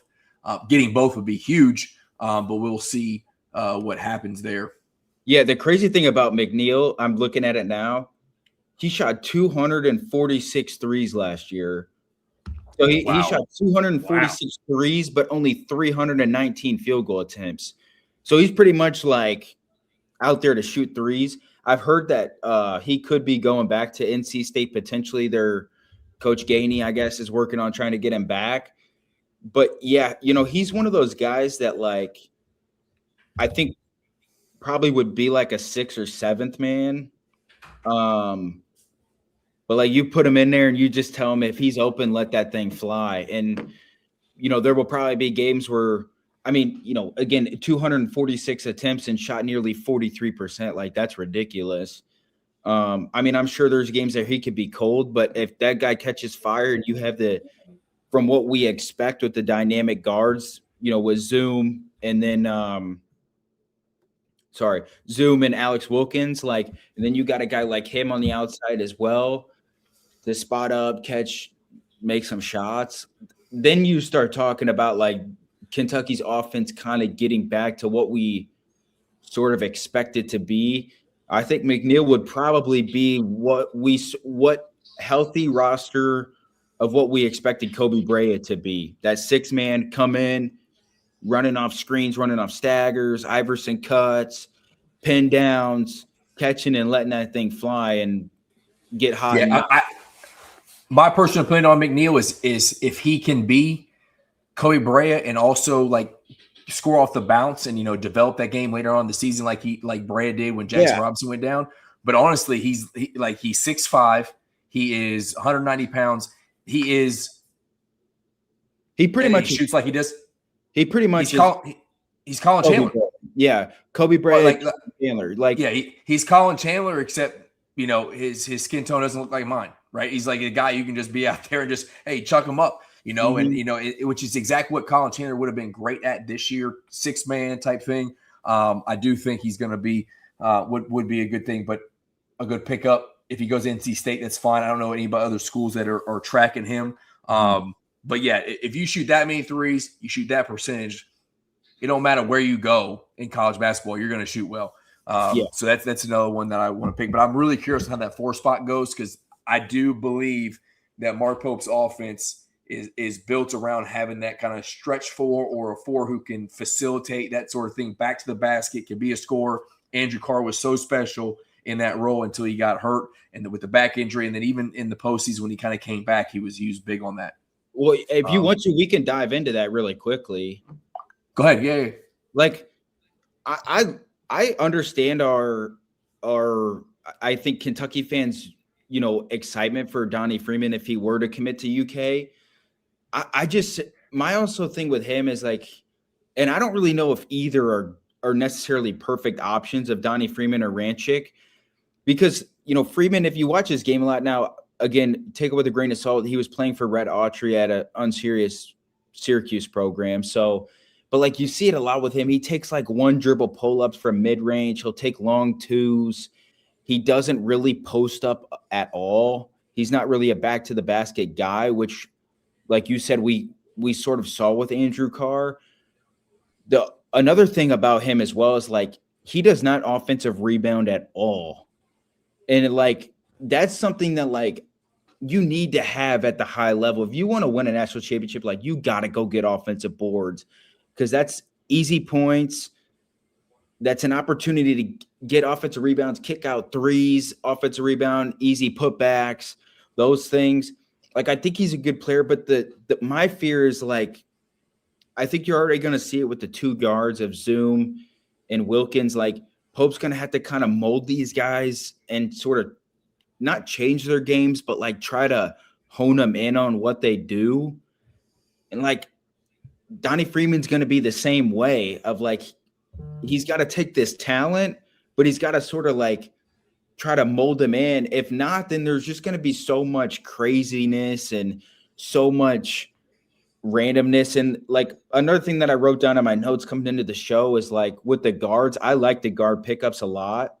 My only fear is like, what we sort of assumed what Coach Pope's offense was, it's kind of potentially changing. Like what we saw year 1 was it was shooting, spacing, dribble handoffs, off-ball staggers, pin downs, down screens, flex screens. And now you saw last year a lot of pick and roll. Now some of that was due to the fact of Jalen Lowe being down.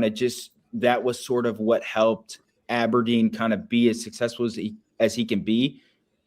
But then you're seeing it now with the 2 guards. We do, Kentucky's picked up 2 of the better pick and roll efficient guards. So I guess we might see more pick and rolls, but then I just don't know how, if Donnie Freeman will be a good fit to that. I think Malachi is, and I think Donnie Freeman has the talent to do that because he is a good passer as well. Yeah, it's just kind of, I don't know if there's really a perfect option out there at the 4. I think the best option would be Donnie Freeman. It's just you're going to have to do some work, I think, to kind of get the best out of him, if that makes sense.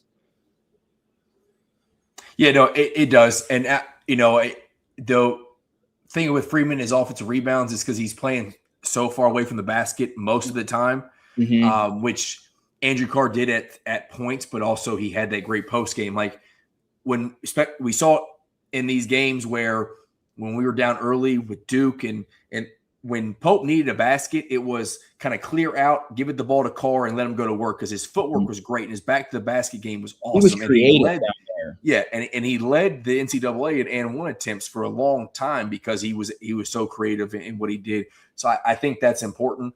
The other piece of it is Moreno. I do believe he comes back. I think he's just going out there to get some advice from GMs. But can he kind of step up his game to be the guy who can step out to the free throw line extended and then facilitate the offense from there, right? He's never going to be a shooter just like Amari wasn't, but you kind of had to put pressure on Amari because, if it was a handoff. He had that floater too, where that was kind of his mid-range shot. He would just kind of lefty throw that thing at the rim. Or if you didn't come up and kind of press Amari, it was an easy, roll around him handoff to Bray or somebody to shoot the ball, right? Yeah. Now, we don't have that guy on the roster yet, but I do think having that facilitator, which why we didn't use Yelovich that way still bothers me, but that's that's in the past now that he is transferring on. But that 4 spot I do think is important. I'm good with either one. I still think we have the money and the roster spots to get both. It just depends on who the playing time for each. Alvaro is still available. I know he's potentially going to, I don't know how we get involved with that again, but God, I would love that. And then we won't talk about it because we've already been talking for two hours, but I think there is also some Euro potential out there of finding that stretch 4 spot that would be good. Now, we thought we were getting that in Yelovich, kind of just didn't figure itself out, but there is a possibility of getting that big man from, out there in Europe or something like that as well. Yeah, the more what you're mentioning with Malachi too, and like I do like the Donnie pickup. The one positive I'll say is he does have a ton of experience playing out on the perimeter, so like we can get to that 4 out, 1 in action. Malachi can be that anchor down low, so I do like that. I just think Pope's gonna have to get him to play more like winning, serious basketball. And then, the same thing with the Ranchik kid. Like, he's fun, too. He's a good player. Either one, I think, they're going to provide sort of similar things, but a little bit differently. So we'll see. They're both big, versatile guys.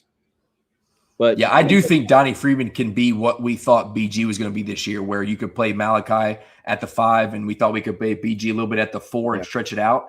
I think Freeman can pass well, and, he'll shoot just as well from 3 as BG did. He just won't give you the what the hell are you thinking type plays. Well, and he'll shoot a lot more than BG did. So yeah, he's a way better shooter than BG was. We'll see. I guess it sounds like we're Kentucky's getting one of them tomorrow. So we'll see who it is. I mean, I don't really know who to expect it to be. I don't know when to expect it to be, but from what I've seen and read today, it sounds like one of them is going to be a Cat tomorrow, or we'll just get another live from quote unquote insiders, and it'll be another week till our next boom. That's right. So far, it's correlated to whenever we do a show here at Heavy Pour Sports, we get a boom right beforehand. So if that's the case, that continues. Expect a boom on Wednesday because that's when we're doing our next show. Hopefully that's not the case because BB and Twitter will lose its mind because we'll forget that hey, we just went through this experience a little bit ago. But all right, let's go ahead and let's wrap this up. Hammer, can I come to you first for our last call? Yeah, I know you were talking about it. You started the show with it. You teased it. So if you hung out with us for 2 hours and 15 minutes, you've been waiting for it. Thanks, Joshy boy. Thanks for the show shout out. But what is the last call from the Irish Hammer? Shout out, Josh, my boy. There's an old saying in life is don't assume, right? Because when you assume, you make an ass out of you and me. That's how that saying goes, right? Yep. So I don't know what I've done, what I've put out in the world or the universe to deserve the kind of horrible disrespect that I got today from the most unlikely of sources. And I'm going to start with Mrs. Hammer. Oh, no. Because we're going to Vegas in 3 weeks. Leave out on May the 9th, I think it is. That's Saturday. Anyway, not important. So I've got to get some black dress pants because she been feeding old Hammer pretty good here lately. So my 34s are a little snug. Okay. So I'm trying to find black dress pants. So I'm out looking, and then she's over here doing whatever she does because you can't take a woman shopping for anything without buying, right? So anyway, I'm looking for pants. She walks over, and there's this. I mean, everybody's got their own style and taste. So I'm not being disrespectful in that regard, but it was clearly something that I don't think any three of us would ever be caught dead in. And she says to me, and I quote, "If you were a man, would you wear this out in public?" The hell you mean, if I were a man? So throughout the rest of the day, when she would ask me a question, I would go, well, I don't know, but if I were a man, I would do this, or I would say that, or I would pick this. So that started it. Then we go to Jim and Nick's down in the fancy part of Huntsville, Jones Valley. It's where all the money is. It's where all the good thrift stores are, I found, looking for black pants in a 36. And this little girl who couldn't have been, no disrespect, Drew, she was a kid, had to be in her early 20s, right? And she sees my shirt. I'm going to put big for a minute, Rando, if you don't mind. Okay. Not you. Oh. God, no, not you. Put me on there. I don't know how to do it. Shit. Nah, I broke it. On. Here. Boom. There Put you go. me on there. All right. Yeah. So just so everybody can see. This is a shirt I had on. I've had this on my leg the whole show. I probably sweated. Y'all see this? Rolling Stones? Yeah. Okay. Rolling Stones. Hyde Park. Concert. Hyde Park. July 5th, 1969.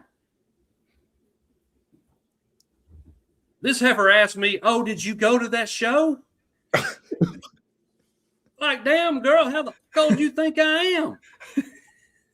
I mean, I know I got a little gray in the beard here, and I know I don't look like I'm Drew's age or anything, but shit, far, woman. Did I go to the show? I wasn't even born yet, bitch. And then lastly, y'all ready for this one? We go back to Mrs. Hammer. And I'm talking about, I had to go up a little bit in size and get some 36 pants because the 34s that I've struggled with in Vegas last year in December cut my circulation off a little bit.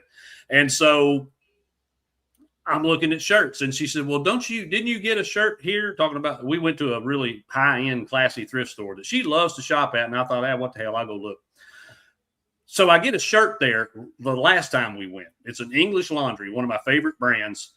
They're very expensive, and I found one there. And it was a little snug, but I went ahead and got it because me thinking, well, I'm working out, eating better. Yeah, it's a good thing. Well, it was a little tight the last time I wore it. So I was like, well, I'd like to go back there. She said, yeah, because you found a shirt there, didn't you? I said, yeah, it's a little snug. She said, and I quote again, well, if you'd get in better shape, it might fit.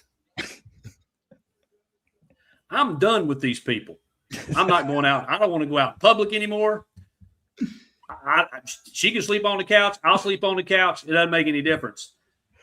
Why do people assume I'm out of shape, old as hell, and not a man? I mean, stop assuming. to be well, I have one, an answer, but I don't want to take a shot. I was going to say it's because you're a Tennessee fan. Yikes. I was going to say maybe it's not the people's problem. Maybe, Mr. Hammer needs a mirror in his house. All right, your shot was worse than mine. Hey, what are you trying to say? I'm just saying that if you just gave 3 instances of things that you didn't appreciate, sometimes at that point you got to be like, maybe it's a me problem and not a you problem. Okay, so I didn't say that. Rando said that, by the way. All right. So I can control what I put into my body. I agree. Yeah. Right. I agree. And how much, what the quantity is. Right. So I could lose a couple pounds probably. I don't know. I haven't seen it. I'm just saying maybe. There's no indictment. I'm just saying maybe. Think about it. Yeah. Well, I can promise you this without getting half naked on the show here. I will be, and I'm not ashamed to tell you because everybody likes to poke fun at me. I will be 55 years old in August. All right. I'm still 5'10", 195. I have 17% body fat. I still work out. I still can out-drink, out-work, and out-fuck every one of y'all out there giving me shit on Twitter. All right? So I don't want to hear anything about, oh, maybe it's you problem. Oh, I haven't used this yet. Hold on a second.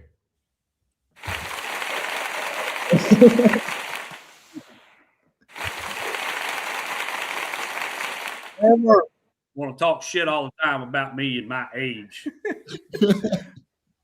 Yeah. Oh. Anyway. Well, I mean, maybe, I don't know. I don't get the if you were a man thing. Well, I think she would in the goatee, context of like, would a man, not if you were. I don't think she meant it in a questioning form. It's just, I couldn't let it go. Number one. Yeah, number two, it's that been a lot of me fun too. all day going, well, I don't know. If I were a man, then I might think this. And she just, but anyway.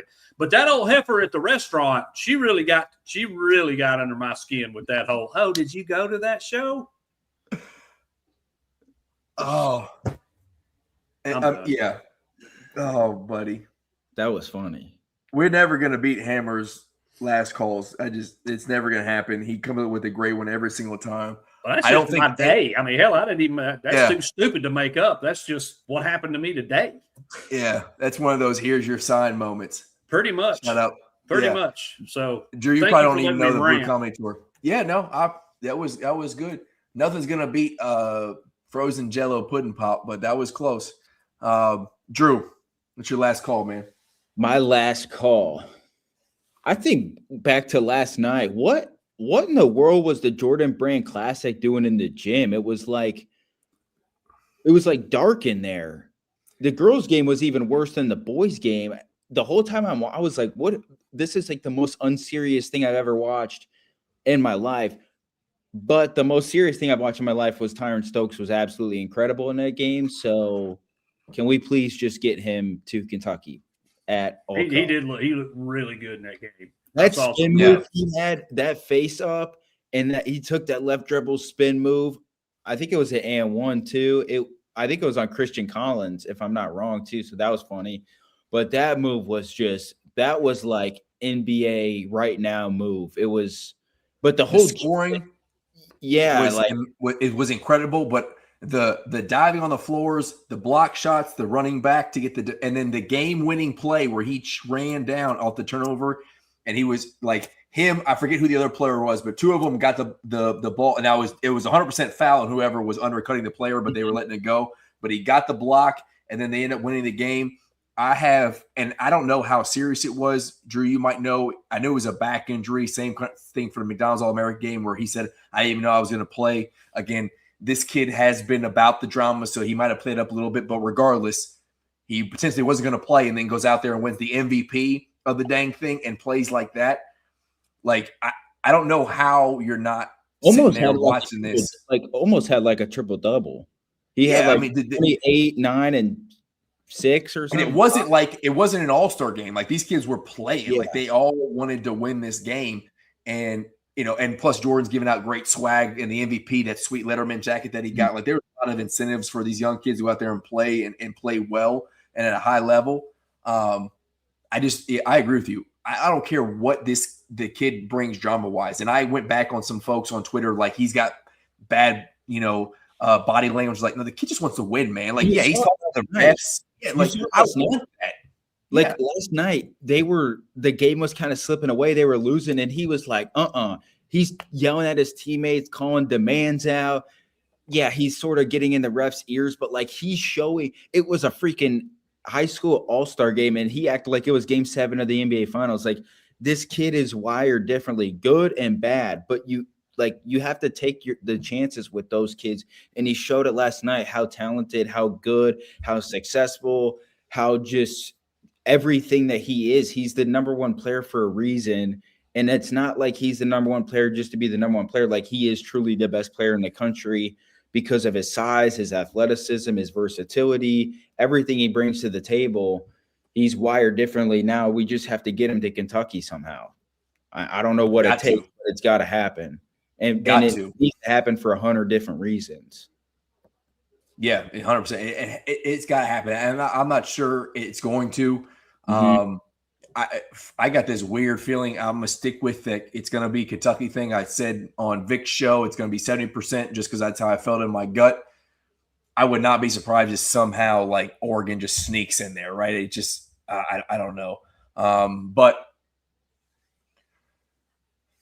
you got to. Like I have put out the prayer to Twitter. I put out the back call to Mo.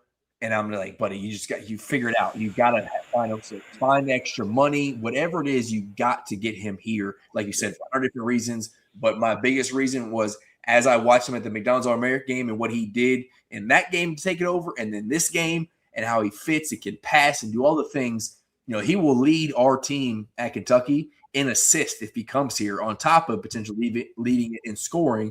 Hell, he could even lead it in rebounding too. Rebounding, especially on the offensive side, what he did with those kids. Yeah. Yeah. I mean, he's just you got to get Stokes here, man. I will be so heartbroken if we don't get him, and I know it potentially is going to lead to that. But the fact that we're still hanging in there for that long, there's a reason for it. So just close it, dude. Like whatever it takes, close it. Just got to get it done. And I don't even care. I don't care if we have to. If Kentucky has to spend $10 million, and I got to hear that Kentucky combined spent $10 million. Like that doesn't bother me. You just gotta get him here. Just gotta get him here. Yeah, because regardless of what this season brings, and I think if you have Tyron Stokes, it elevates what the season potential is. Seen us get too, and have the chance to get. But you tag a number 1 overall pick to Mark Pope. That's a massive thing. So like you got to think long term here. You got to think long term. Pay the money now. It's a long term investment. Return on investment will be massive. You can get Tyron Stokes here and what that does for the future classes that come in, and potentially kills the narrative Mark Pope can't recruit. It's the same. They're different, but it's kind of what we saw like Derrick Rose to Coach Cal. Like that season opened up the floodgates for. I mean, still going on now, but the 10-year, when Cal left to come to Kentucky, like it opened up the floodgates for years and years where Cal could walk in a room and say, hey, you want to come to Kentucky? Kids like, where do I sign? Like, what did Cal bat? A 95% plus batting average with getting kids to commit to Kentucky who he wanted. I mean, I can before COVID, like I can only think of like 5 guys that he really, really, really, really pushed that like he legitimately missed out on. So, I mean, Pope needs it for that. Kentucky needs it. Just got to get him here. That's all. Yeah. All right, here we go. My last call. Y'all have dishwashers? Mm-hmm. Yeah. You're looking at y'all not one. Oh, so are you one of these weirdos that don't use the dishwasher? I don't. I really don't either. It depends. I only use the dishwasher for select things. I wash no pots, pans, cookware, anything that I pay more than $10 for goes in there. Okay. So we use the dishwasher. We have these super expensive pans that we can't dishwash, right? Yeah, same. But the dishwasher itself. If you're one of these humans, and I'm talking to one specific human that lives in my house right now, but I'm sure there's a bunch of them. It's like playing Tetris, okay? You fill the dishwasher up a certain way so you can get max capacity in this thing, right? Like a puzzle. It's laid out a certain way. If you're one of these bitches who just tosses shit in there and however it falls, and closes the door and throws it away, you as a human, eat a bag of dicks. I don't understand it. And I have one that lives in my house right now. I opened up the dishwasher. I'm like, what happened? Like, I have to reorganize the thing before I can even run the dishwasher. Like, the bowls go up top here. Everything lays in. And then the rest of it, you just puzzle piece in there. The plates go like, it's strategic. And it's important to me. Like, my OCD has to have it happen. I open up this thing up. It looks like someone just threw up dishes in the thing. I just don't understand you people. I don't understand you where you can just live so reckless. I just don't get it. Figure it out. I'm with you. What month were you born in, Rando? October. Okay, never mind. You think that's like a sign thing? Well, I don't believe in that crap for anything. Yeah. But it's really funny how close to the profile of mine that I am that I like I said, I don't really put stock in it, but it's weird. So I was just curious if you had the same one as me, because I'm the same way, dude. Same way. I'm so meticulous with stuff, and that gets on my nerves. Yeah, and I'm not someone who's like super organized in like life, but there's certain things that just bother me, and that's one of them. Like when I go to the gym, and if you're one of these people who like you can just stack weights on there, and they're all like one like the ones that are like octagon shaped, and they all need to be like matched perfect. I got to be able to see like the hand holes all through perfect. If someone's like, "Hey, let me work it," and they just stack the weights all crazy, I'm just like, "I'll get away from me right now before I punch you in the throat," because I just don't understand how you can live. Again, it's you're living dangerously, and I don't appreciate it. It's messing me up mentally. So stack your dishwasher the right way, please, God. Okay, just think about us unnormal people, I guess, because y'all just do whatever the hell you want to willy nilly, like stacking your dishwasher. It's not efficient. Just be efficient with your life. Yeah, don't be so nonchalant. Yeah. Although, have you ever heard of anybody being accused of being chalant? I don't know if I don't know what chalant means, to be quite fair. I know what nonchalant means, but I never heard of the other. Yeah. Because you think about, he's so just carefree and just nonchalant about everything. I've never heard anybody go, man, that motherfucker's really chalant. You know it? But I'm going to use it. Next show, I'm definitely going to be like, because T's not on here right now. Yeah, T and Selena, neither one are on here. So we'll have me, you, and Drew. We'll have the inside scoop, and we'll just keep throwing chalant in there. You know, that guy's very chalant, and they'll be like, "What the hell are they talking about?" If you need a reminder, I'll send it in the chat on Wednesday. Just remember the C word. But please do, because I'll be pissed off about something else come Wednesday. So you'll have to remind me. Oh yeah.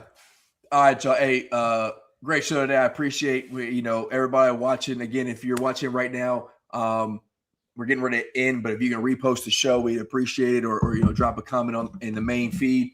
You can go follow us at Heavy Pour Sports on YouTube and TikTok, and then Border Rivals HPS on X, which is this streaming live from.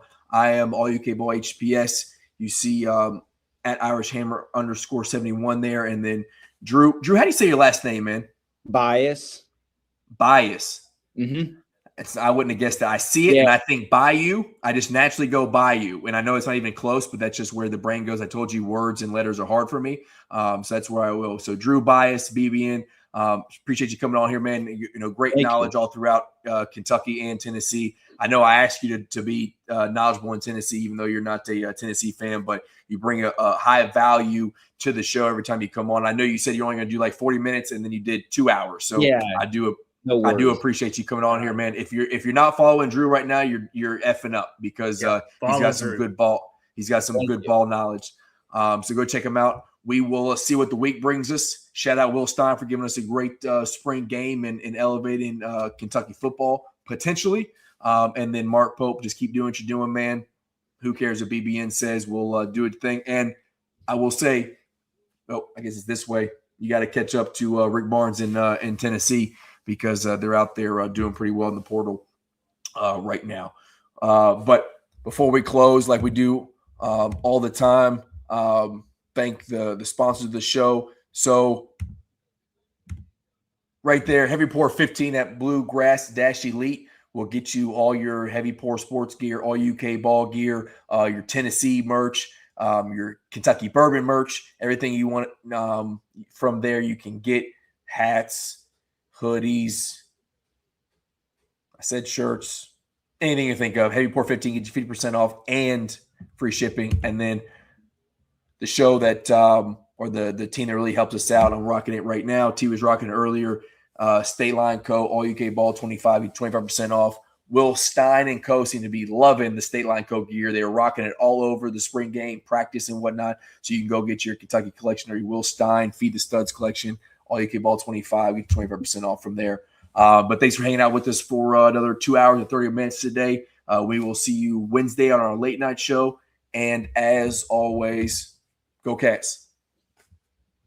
Peace. Go Vols. Drew, that's what I do. Peace. Play the music.